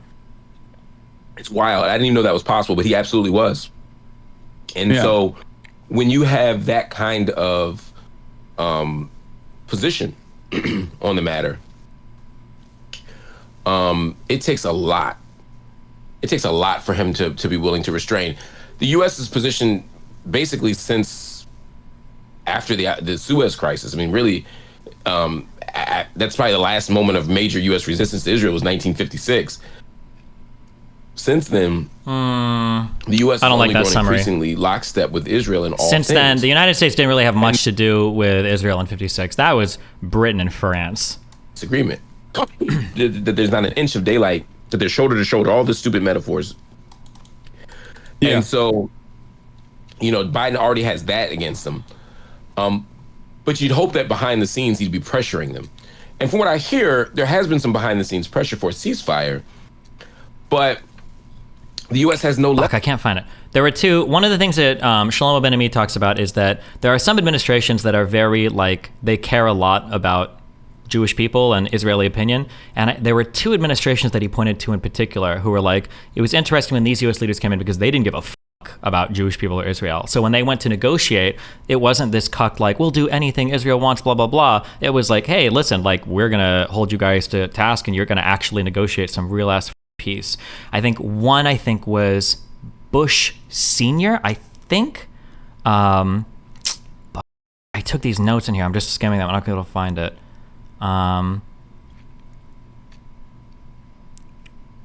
It might have been James Baker under Bush 41. Yeah, it might have been. It might have been that.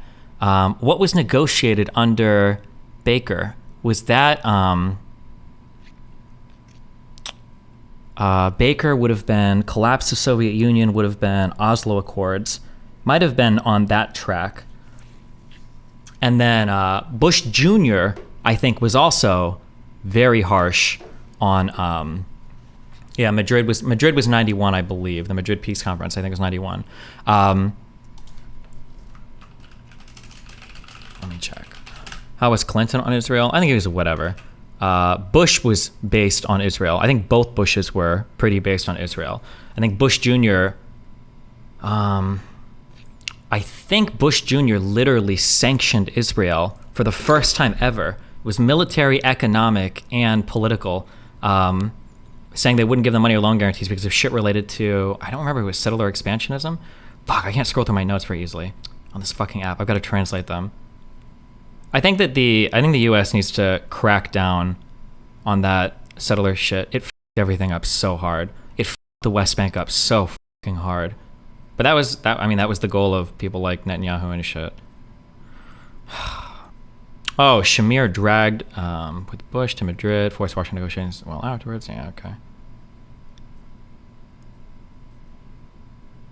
Bush 43 was not as good. I think George Bush Jr., literally sanctioned them for, can you really not search inside of Google Keep? Oh, wait, hold on. When is the Jordan Peterson talk coming out? I don't remember. Keep.google.com. Yeah, I have to translate these from Hebrew because they're all being sent to me by some guy called Ishmael. I don't know.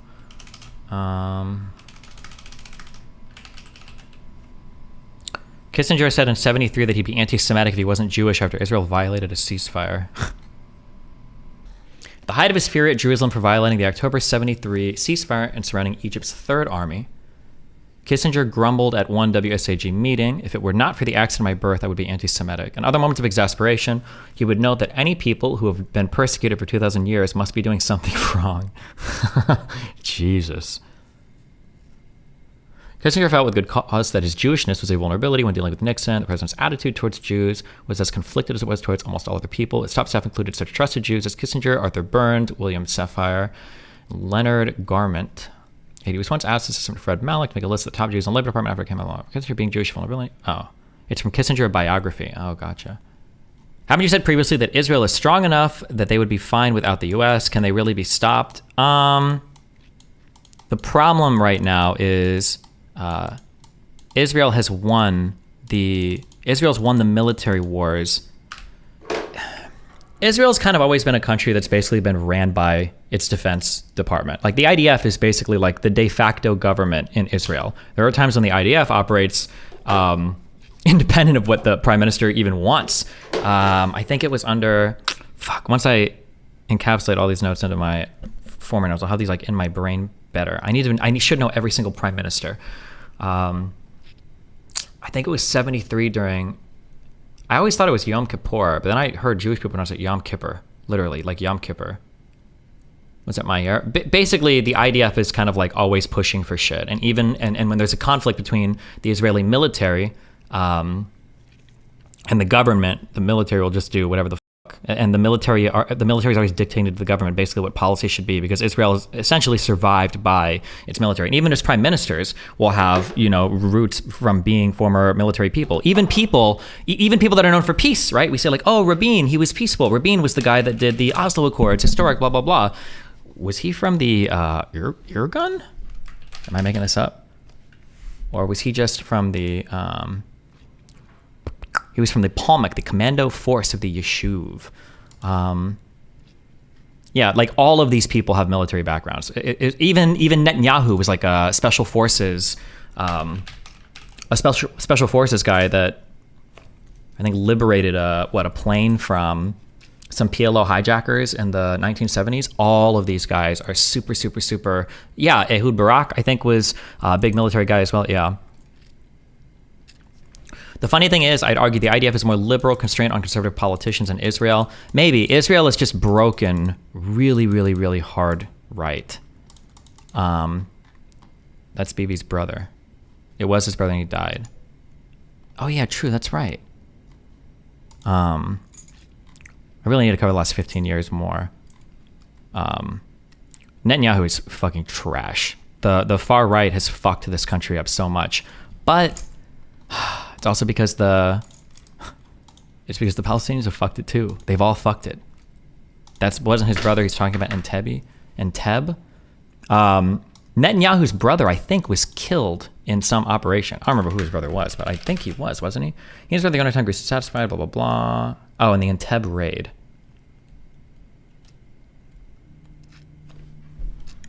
Commander of Benjamin's former unit, the Sayeret Matkel, and died during the counterterrorism hostage rescue mission Operation Thunderbolt, in which his unit rescued more than 100 mostly Israeli hostages hijacked by terrorists and flown to the Entebbe airport in Uganda. That was in 76. Oh, wait, Benjamin himself didn't take part in any operation like this. That was just his brother. I'm sorry, you're right. I did mix that up. I don't understand Benny Morris's claim that Zionist Foundation of Israel is primarily secular. I thought the whole thing is religious in nature, or why else wouldn't they pick a less contentious place like the Mormons did? Okay. Now that I've read this other book, I'm going to start speaking in broader narratives rather than discrete fact or discrete fact. So if you disagree on a discrete fact, you can ask me about it or call me out on it. But I'm going to be speaking a bit more broadly now.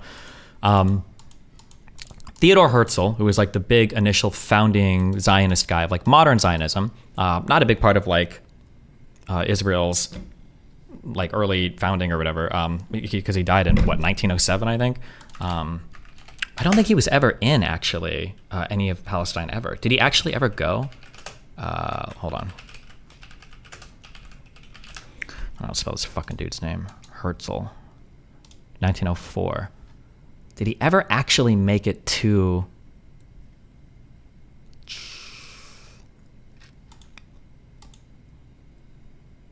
He went to survey? Maybe. Basically, him and then Ben-Gurion, the early This is the guy that founded Israel, essentially. The first prime minister, was super active in the yeshuv beforehand. The yeshuv is like the early kind of communal government thing, I guess, whatever you would call the pre-state of Israel government, the community government, I guess, in Palestine. The early Zionist leaders believed in like a secular form of Zionism. That more specifically, they believed in something called labor Zionism. So what that meant was they thought that their salvation could only be found through working the land, living the land, laboring for the land. That was the whole point of the early Zionist movement.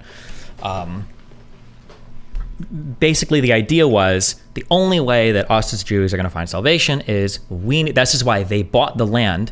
And once they bought the land, they expelled the Arab farmers from it. I think they paid all of them, although they still didn't like that, to be fair. But they expelled the Arabs from it, and then they brought in Jewish workers to work the land because that was part of their conquest for the land. There were two streams of Zionism even then. No. Labor Zionism and the secular Zionism was the predominant force. When Jews were working the land back then, rather than have Arab farmers work it or do indentured servitude or slavery, they thought that was their salvation, basically. What happened was, I need to stop saying that, I don't think. What happened was the early secular Zionist movements, they did always have to contend with kind of the more religious radical parts of them, but they were kind of minimized because the early Zionist movements were led by secular figures. They were getting money by non-secular things. And the organization of the society was very much almost like a socialist communist one. Like the early kibbutzes and stuff were like communal living, agrarian farmer society, bringing in water and all this bullshit. I think the big problem with Israel is, one, they won that first war, which was good for them, and it bolstered their spirits, made them feel like a people. They got a lot of more people to immigrate. The problem, though, was the first war, historically, Israel, they liken themselves to a couple religious figures. I'll remember these names better in the future. They liken themselves to these underdogs. We beat these 7 invaded Arab armies, blah, blah, blah. Not really. The first war was really kind of like Israel's like, it was not a David and Goliath scenario. They had the better army. They had the better training. The Arab armies were scattered. They didn't even really want to beat Israel. They just kind of wanted to, it was a land grab. The War of 48 was a fucking land grab. And anybody that says differently is lying to you. Jordan didn't give a fuck about the Palestinians, especially not because the king of Jordan had just been assassinated in fucking Jerusalem, I think like a year or two earlier, by fucking Palestinians. Egypt didn't give a fuck. They just wanted land. Nobody really gave a fuck about the Palestinians. It was just a big land grab as soon as Israel declared independence. But in 67, after the Six-Day War, Israeli people lost their fucking mind. It was like, holy shit, we actually trashed all of these countries. We did it completely on our own. The only way the Arabs can cope is to make up that there were U.S. destroyers and aircraft carriers and the Brits were helping and blah, blah, blah. We have annihilated all of these enemies. We went from being a state that didn't even know we were going to exist to having significantly expanded their territory. Because remember, after, wait, let me double check this, make sure I'm making this up. Can we see before and after the borders?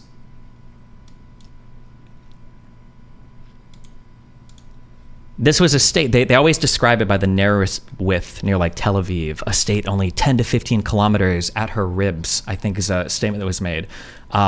This is a country that like barely existed, that just wanted to be able to have its place in the world afterwards to like, holy shit, we went on one war and we just fucking like tripled the size of our fucking country against all these other countries. We dominated. And I think after this is where the concept of that like, Ben-Ami refers to this as messianic hallucinations, where Jews really started to feel like, I'm sorry, the first king of Jordan died in 51. True, okay.